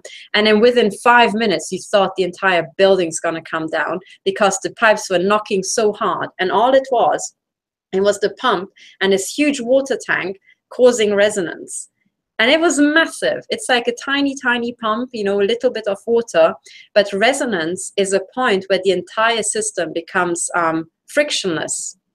And that's when resonance hits. And there's a way to actually model the energy in the system. And it looks like it's shooting off to infinity. So it's almost like the system is totally frictionless and it looks like for a moment it can develop infinite energy. Now, resonance is hugely powerful. So this is like physical systems where you have resonance.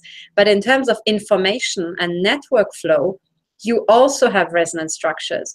And that is, for example, when a tweet goes viral and within a moment, like the entire world knows about it, that is a sort of resonance. But it's not a physical resonance of physical systems, it's a resonance of the mind.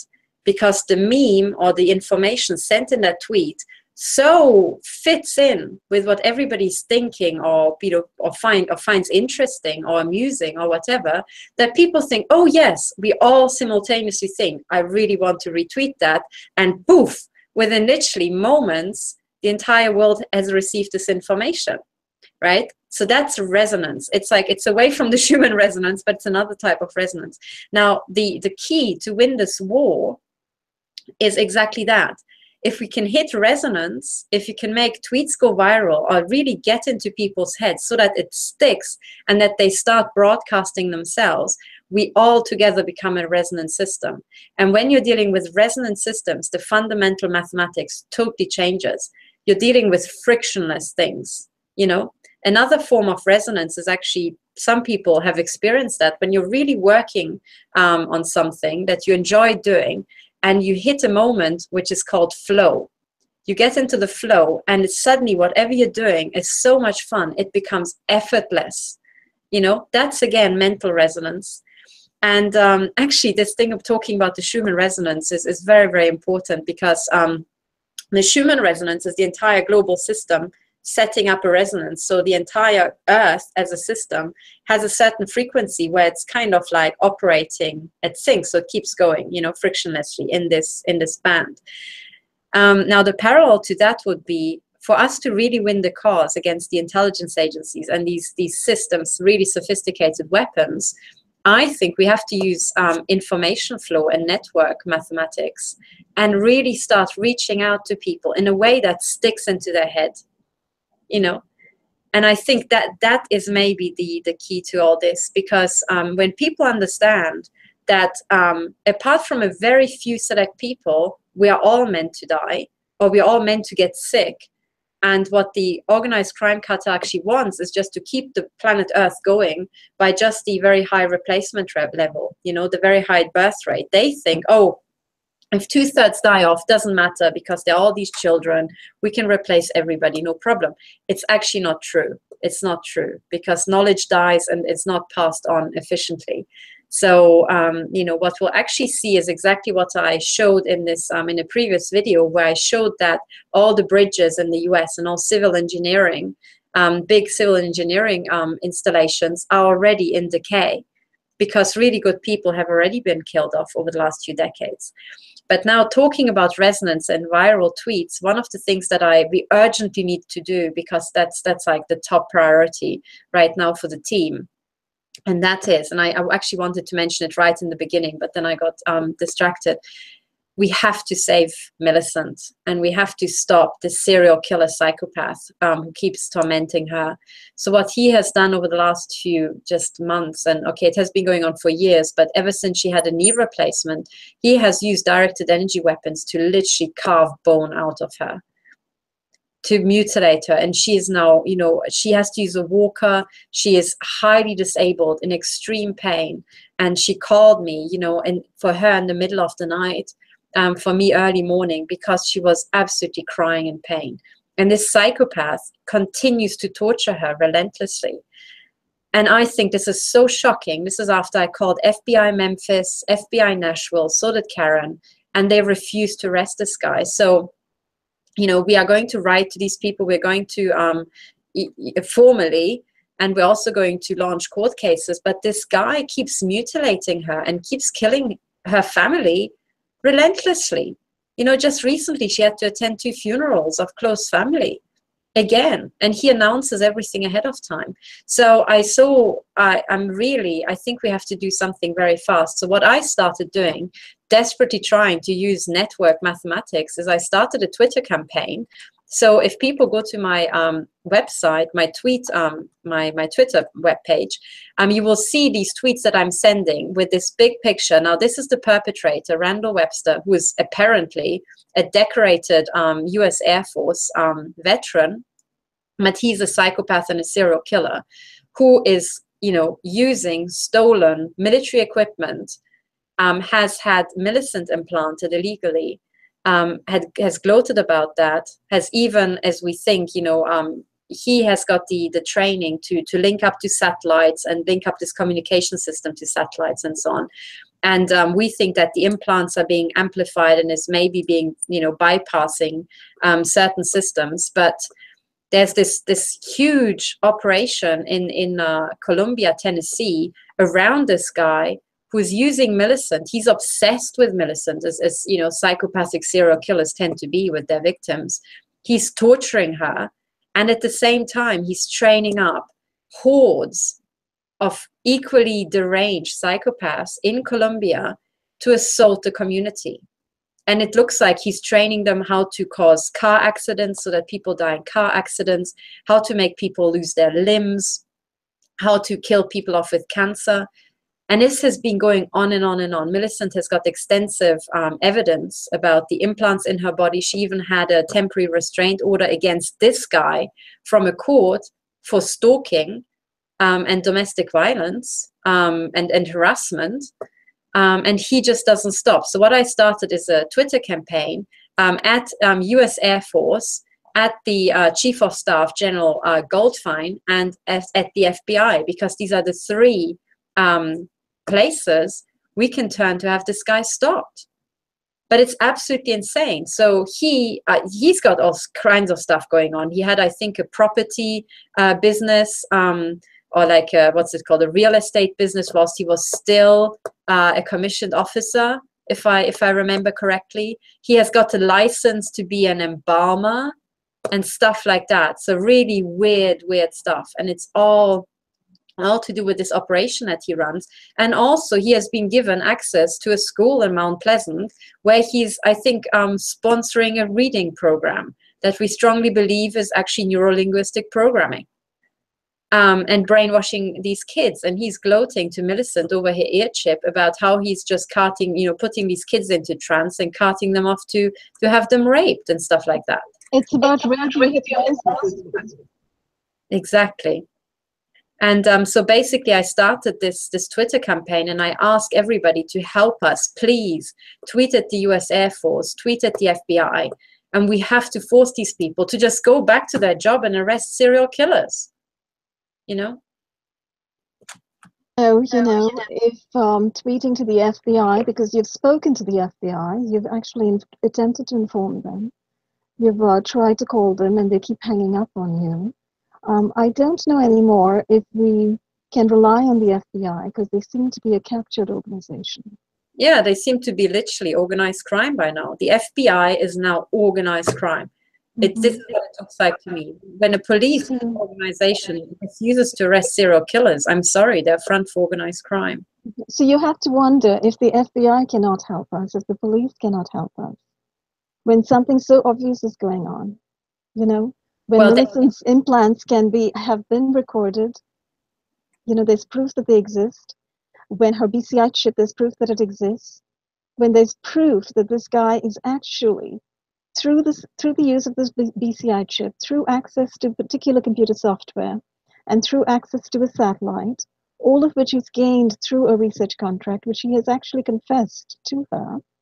When there's so much evidence, when there's so much confession, there's so much disclosure, and the FBI won't step in, the police won't step in, then the question becomes, you know, who is there? Who offers oversight of these so-called criminal investigation bureaus and departments, you know? Who's above the Department of Justice? Who's above the fusion centers? Who do we go to? Well, I think by now, the truth is the FBI is captured and all intelligence agencies are captured. We either just say, oops, I get feedback. Oh, sorry, let me switch on. We either say, okay, they are captured, there's nothing we can do, or we say, we want the FBI back. And we want all, and it's very easy by the time it has reached a critical mass. It's so easy. I can say, you know, we'll write just one more formal letter to the head of FBI Memphis and FBI Nashville. And if they don't react, they need to be jailed. They need to be jailed because they are the criminals. They are the precise criminals we're talking about when we are referring to capture. The same thing with the head of the FBI in Washington, D.C. If he doesn't react to literally a serial killer with stolen kit from the U.S. Air Force, running amok and killing the entire Black community, taking them out bit by bit in Colombia, well, what's he doing being the head of the FBI? You know, he's a criminal. He's got no place to be anywhere else apart from jail. And I think this is what we're doing. The same with the head of the Chief of Staff, General Goldfein. If he can't, it literally, the frickin' Air Force, he's in charge of these chips are, you know, a lot of the time licensed. The frequencies are licensed by the Air Force because these chips were put into their pilots first to track them down. And this stuff involves, you know, satellites, telecommunication, and so on. If both Admiral Mike Rogers, you know, head of the NSA, and this guy, head of the Air Force, General Goldfein, can't get their shit together when their country is under attack by their own fucking military, what the hell are they doing in those positions? I think this is what we have to do. And literally, sorry. I was just going to echo a little bit of what you said. You know, these guys who are, you know, the figureheads or the name heads or the real heads or whatever of these different branches of the military, the NSA and the US Air Force and so forth, if they can't do anything, then literally the only recourse left is something like the International Criminal Court. Yeah, which also looks pretty captured, you know. Yeah. And I think the International Criminal Court, I mean, it's an iffy thing to go out of your jurisdiction because at first it's reassuring to think, oh, there's this International Court, but then the question is, who the hell is running it? So I just get feedback again. I just wanted to say one thing, and that's I think what people have to do is because we try, you know, the impulse is always to go to higher and higher instances, and then these people never get confronted, and eventually you end up in an instance that is outside the boundaries of your country, and you end up with the UN or somewhere. And I think that's exactly where they want you, because you have absolutely no handle on these people. So what I would say is instead, if you know, Admiral Mike Rogers doesn't do anything, and we know he hasn't done anything for Karen Melton Stewart, right? And now if you write to him and he doesn't do anything for Millicent, this guy needs to be jailed for high treason. It's that simple.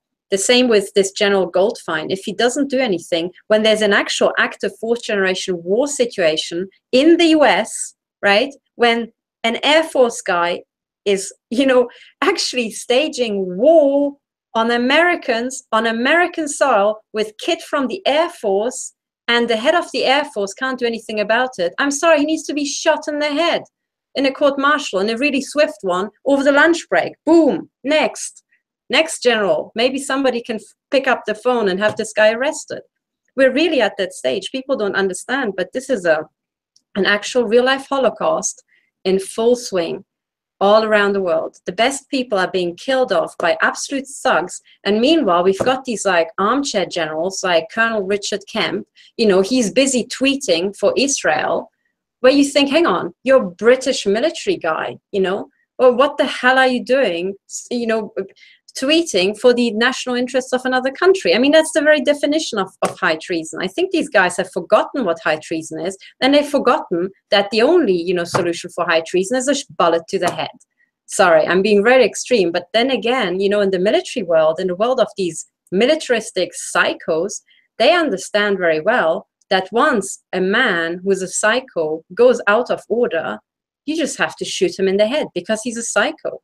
That's why court-martials are not as like, you know, silk-gloved as normal courts. And I really think we have to get these generals to take us very seriously, or else just kill them in a legal way, not in the shoot you in the supermarket sort of way. Obviously. None of us, you know, have the cash of guns or ammunition or whatever, and that's not our way. The very fact that we're here so publicly speaking out is because our way is transparency, openness, language, communication, and the court system. You know, to the extent that we can.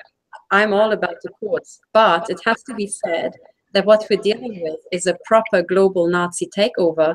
And when Hitler and his ilk came to power, at the end of the day, the only actual viable solution were all these assassination attempts on him. That was the only thing people could do. And if these generals push us to the point where there's literally war, for example, in the US or here in Europe, and the generals don't do anything when there's war on their own people, I'm sorry, then they're not our generals. Then they're fake. Then they are actually the generals of a foreign army. And they are masquerading as our generals. And then they are the enemy, you know. But that is the truth, Katherine. That actually is what is going on. So what's going on right now, and if you notice the post, just to give a brief shout out to the post and the podcast I did with Dr. Eric Karlstrom yesterday, or rather day before yesterday, and I posted it on my site. You know, he's a professor emeritus of geography, and he has a very fine understanding of glacial history and cyclical changes of weather over time, and issues like global warming and global cooling. So those were our subjects in relation to Hurricane Harvey and these mega superstorms that are coming our way, and also within the context of 70 years of weather modification programs being run by the US military. And he came right out and said exactly what you just said, that this is high treason. These guys, the US military, has been running weather modification programs for decades now.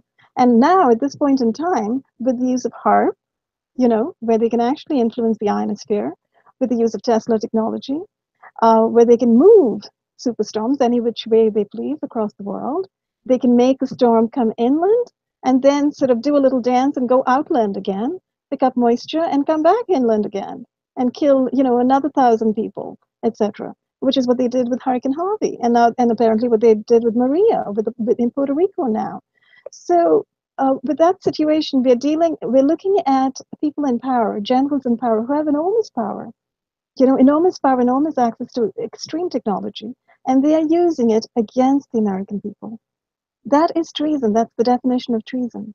You know, when somebody takes a weapon and uses it against the people who supposedly elected you and put you in power to serve in the capacity of protector, and then you turn around and you're literally shooting at them, now currently with cyclones and with electromagnetic weapons.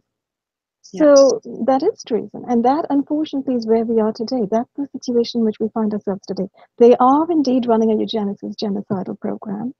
They are trying to wipe out as much of the population as they can, and they think nothing of, you know, turning on their own people.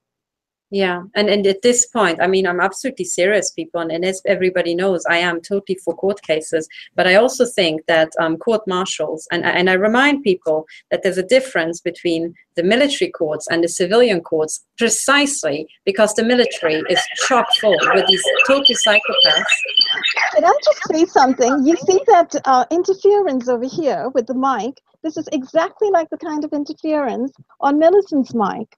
And it started to happen to me this last week on all my podcasts ever since 2 weeks ago when we exposed Randy Webster as being Millicent's persecutor and tormentor, who was named as Barrett Wolf in my article, but whose name is now well known to the entire world. Barrett Wolf equates to Randy Webster, and now everybody knows that. So that was Thursday. And then Saturday, I believe, I posted something else. Oh, I posted that article on the TSA deporting that pastor who had come to speak to Trump about electromagnetic weapon use on Christians in America. That was Saturday night, I think. And then Sunday morning, a white van parks outside my door, outside my house, just across the street, a white van with Tennessee license plates. Randy Webster lives in Tennessee. Millicent Black lives in Tennessee. This white van was parked there like a massive psyop for the entire week. And then on this Sunday, while I was thinking I really need to call the Quincy police and ask them what that white van is doing over there, you know, opposite the neighbor's house, taking the neighbor's parking spot, while all the neighbors compliantly and in a docile fashion simply permit this to happen. And I noticed that this white van, that day, when I decided to call the Quincy police, that very day, I think on Monday morning, that van was part of the zooming car brigade that goes round and around my block, you know, trying to track, honk and track and so forth. And then it left.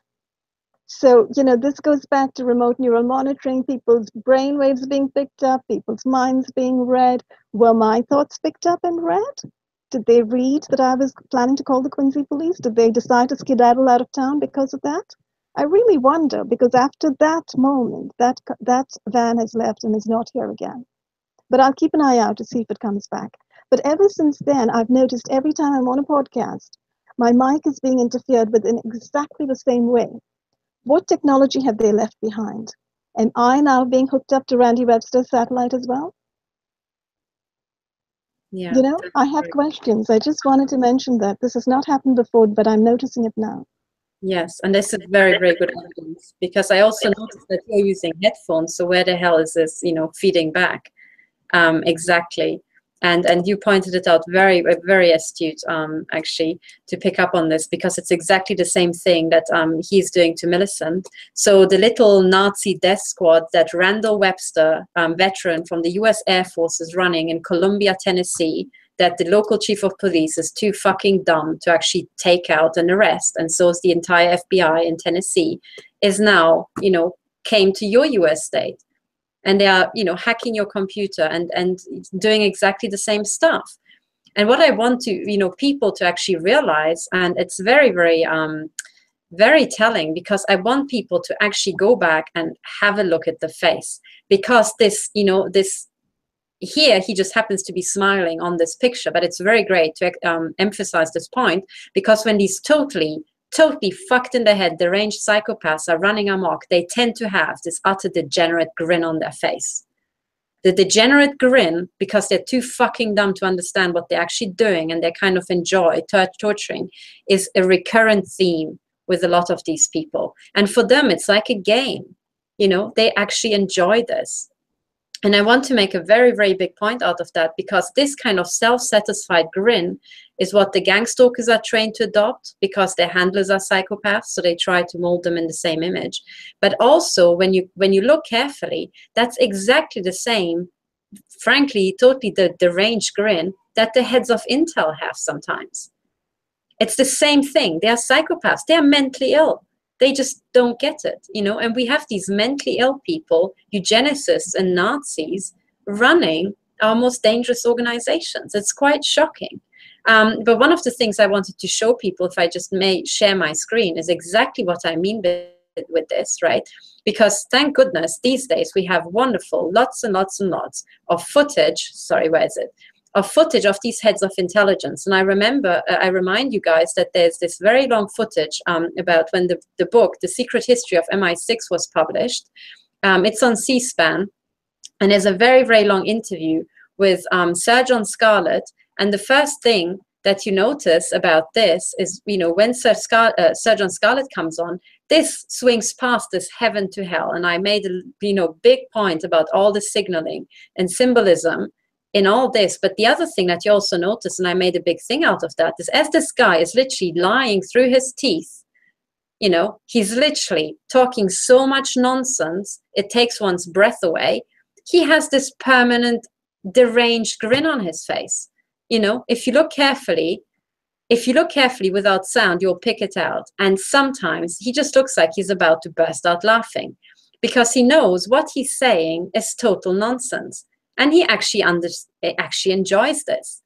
And last time I made, a very big thing of actually showing the micro expressions where this guy is just grinning.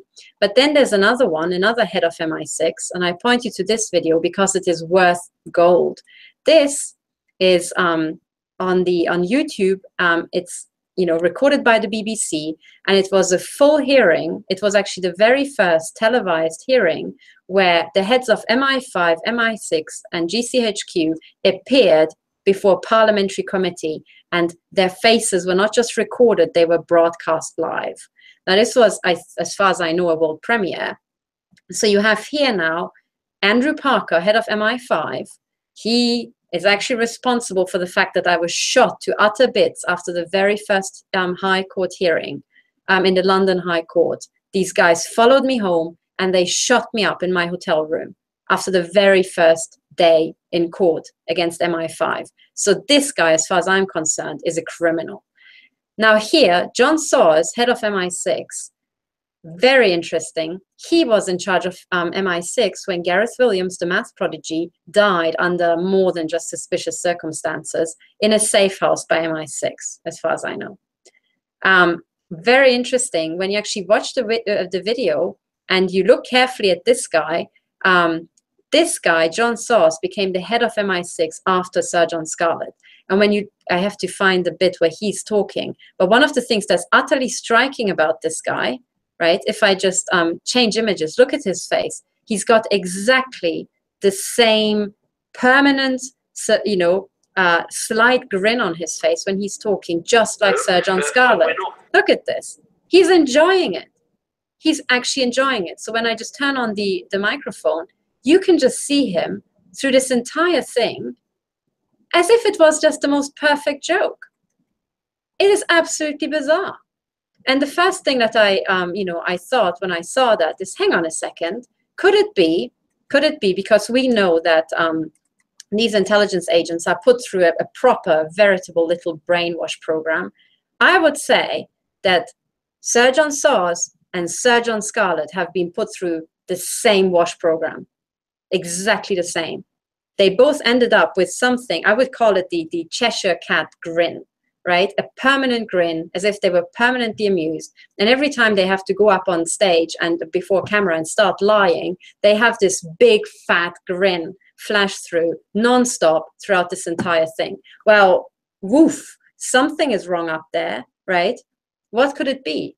These people have been put through exactly the same program, perhaps the same drugs, perhaps LSD, but their brain got totally remodeled into exactly this sort of shape.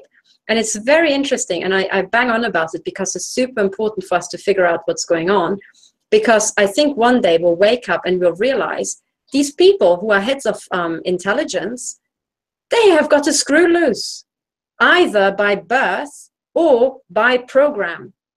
And there's absolutely no way to get through to them. And there's literally no point in trusting them with the national security of the country because they're nuts. They're literally nuts.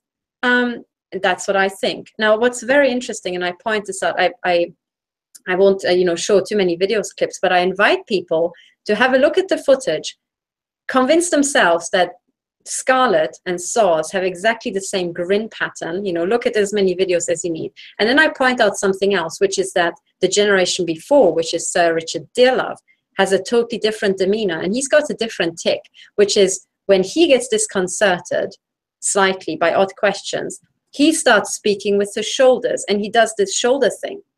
And that is something that you see in a couple of others, amongst others, the author Keith Jeffrey, who has written the history of MI6. Now, I would say, and there are some other people, public figures, who've exactly got the same sort of pattern. I would say they were in another program, but they were in this very same program that landed them with this tick. And it's very, very noticeable. And I would say they probably are also with, trauma-based mind control, have been worked and with drugs and whatnot. But I think it leaves certain muscle memory and certain patterns in the brain. And that's how you can actually explain these things. But when you start watching for the programming in these heads of intel, you can literally see generations of people who must have gone through the same program. And it would explain it because, for example, Richard Dearlove's generation would be in charge of brain fucking the next generation, which is Scarlett and Sauce, who they in turn have to brain fuck the next generation, which would be Andrew Parker and Alex Younger. And you can see this odd changeover in program. So you've got the shoulder thing with Richard Dearlove and his generation. Then you've got, this thing about the permanent Cheshire Cat grin. And by the way, a lot of the intelligence agents,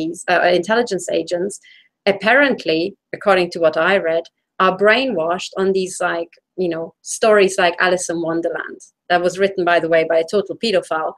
And there are little characters that they are forced into. So agents have reported that they've been put into little yellow outfits, because these two characters appear in the story. And as children, they have been put into these funny, outfits and have been tortured. And they tried to morph them into the characters from Alice in Wonderland. And these agents talk about being trained on Alice, which means on this whole fucked in the head storyline. I'm sorry, I'm swearing so much because today I actually lost my patience with these people. But literally, but what's important is to realize that these programming well, what to call it, these like mind-bending programs exist, and try to spot them. Because literally Scarlett and Sauce look like they're the Cheshire Cat in this story. Really. They look like they've been trained on Alice. Frankly, I have no idea what Richard Dearlove was trained on, but there's this changeover. So show the thing with Dearlove, the permanent deranged grin with Sauce and Scarlett. And then the next one is very interesting, and I really want to pay this because it just hit me the other day. If you go to the MI5 website, it takes me, I've been there so often, it takes me straight away there. I want to share my screen and I want to show you something. And everybody who has got remote neural monitoring or has been hit in the head with directed energy weapons, I want you to go to mi5.gov.uk and click on this video and listen carefully. Really listen. I'm Andrew Parker. I'm the Director General of the Security Service, MI5. MI5's job is, of course, to deal with threats to Britain from wherever they come. Terrorism has been an enduring theme of threat that the UK has faced over decades from many different sources. There are other threats that we deal with that are also very serious, including the higher end of espionage threat. Okay. Now forget the words and now listen and look carefully at how his mouth moves. Just look carefully. Do you spot anything odd? And just have a good look at this guy. Sources. There are other threats that we deal with that are also very serious, including the higher end of espionage threats. Did you see that? When you look carefully, this guy talks slightly muffled and slightly in the front of his mouth. And had these people not neuroteched me very heavily over a couple of weeks, I would have never spotted that. But that's exactly what it feels like for me to speak when I've got a really heavy load on the head chips. And when they're really working me, I can't move my tongue. My entire mouth region feels paralyzed and I can barely talk because I have to work against this stupid whatever is interfacing with my chips. So I would say, you know, whatever chips I've got on me, in me, it's the same that Andrew Parker has. And he really looks like he's either heavily worked on as he's talking, or literally his brain has been microwaved so much that his entire mouth region is paralyzed. And really, I ask all people who have these sort of attacks to have a look and see if you can spot anything odd going on. Because my big fat suspicion is that these people, their brains have been microwaved to shits. Really. I am absolutely convinced. That could be Katherine, but also he might just be choking on the zillions of lies he's spewing out. Remember that you were talking about massive deception here. We're talking about major loons engaging in deception as a profession. I mean, I was having a good laugh when you were showing us the video on spy chiefs, you know, and the little subhead. The MI6 chief says, oh, the strongest ethical standards are prevalent in our agencies, in our services. Oh, really? I'm sorry, but I don't think so. I don't think ethics and intelligence agency go together at all. They appear to be very, very far, you know, on the spectrum of reality here. I'm so glad you pointed this out. That's exactly this video. Sorry, it's literally a 10-second clip. Can I just play this to people because they have to hear it, you know, for themselves. So the bit that I showed Ramola that she means is this one. So this is Andrew Parker, head of MI5, speaking. At this you know, parliamentary committee, and it's this guy here, and just look at the faces of the people behind. It's like you know, mafia thugs sitting behind there. I mean, come on guys, lose some weight. It's not the dart championships. One where you're pushing to the extremes of the policy, but at the extreme, if your question is, would we pursue a situation that led, and we knew it would lead to mistreatment or torture of an individual to get terrorist threat intelligence? The answer is absolutely not. There's a very clear government policy that applies across the agencies and underpins the consolidated guidance, which is that we do not participate in, incite, encourage or condone mistreatment or torture. And that is absolute. Thank you very much, Judge. Really? Well, what do you I think he forgot a little word at the end. That is an absolute lie. Here's what he meant to say. Exactly. That's like absolute ... Here. Yes. allow me to lie with, with words. And Yeah, with but at least, Ramola, the good news is that the MI5, MI6 brainfuck, technology has improved so much that by the time we get to Andrew Parker, he can lie without having that deranged grin on his face, So, you can see technology moves on, Yeah, and isn't that part of their motto? These intelligence agencies, they lie as a matter of course. They congratulate each other when they can get away with it. Yes, I think isn't this also the motto of Mossad? It's something like... It is. Yeah, I forget the exact wording, but it's something like that.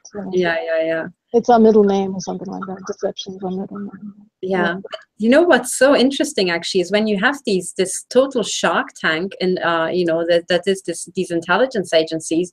On that video, I also noticed something very odd, because at the time when this committee hearing actually happened, yeah, gosh, I remember the time I was at St. John's College at the time, and I watched this, and based on what I was studying at the time in terms of organized crime and what was going on in Britain, I actually said out loud in my room, when I saw these three guys, heads of MI5, MI6, and GCHQ, I actually said out loud, 2 of you must be criminal thugs.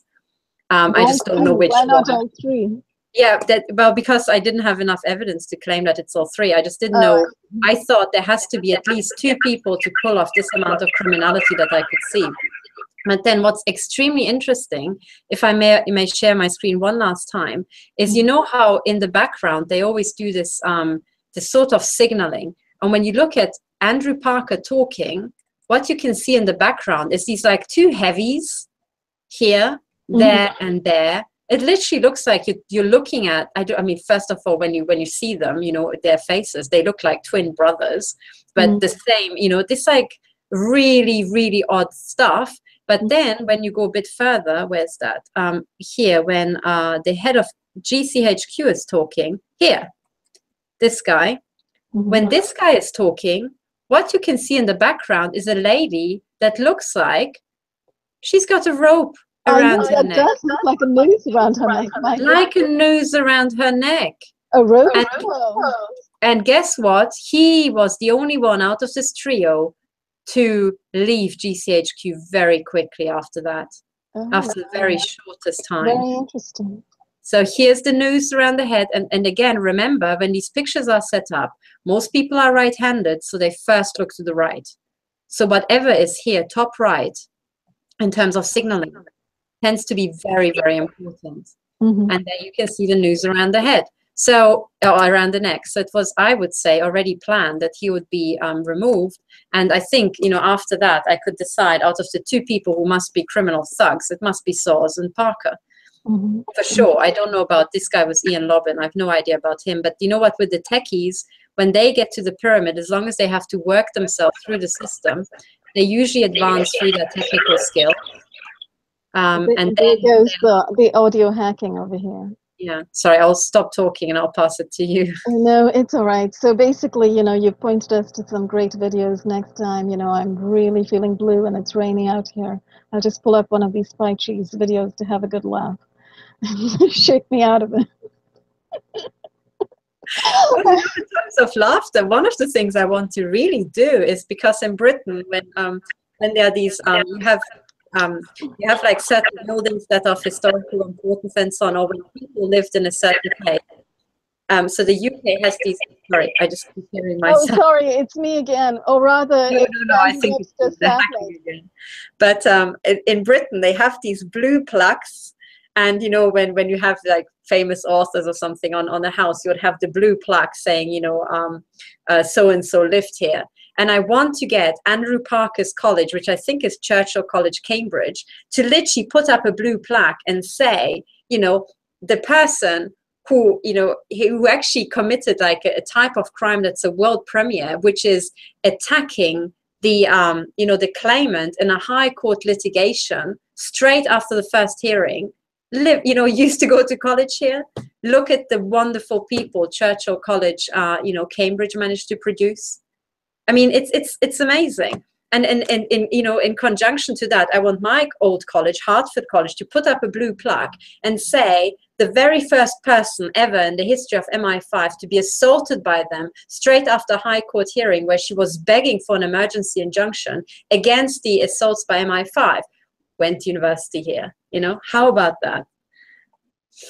I think that should be our new world order, Katherine, because what they've got going is total chaos, lunacy, mania, you know, killing, genocide, destruction, and lies, deception all around.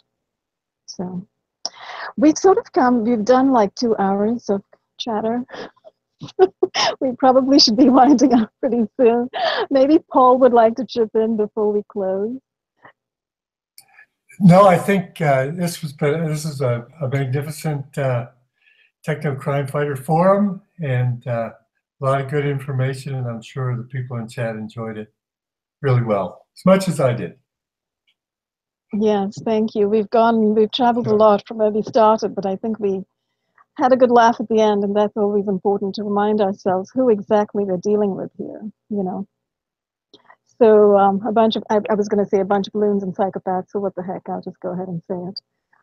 So, Katherine, do you want to close with any last words before we switch off?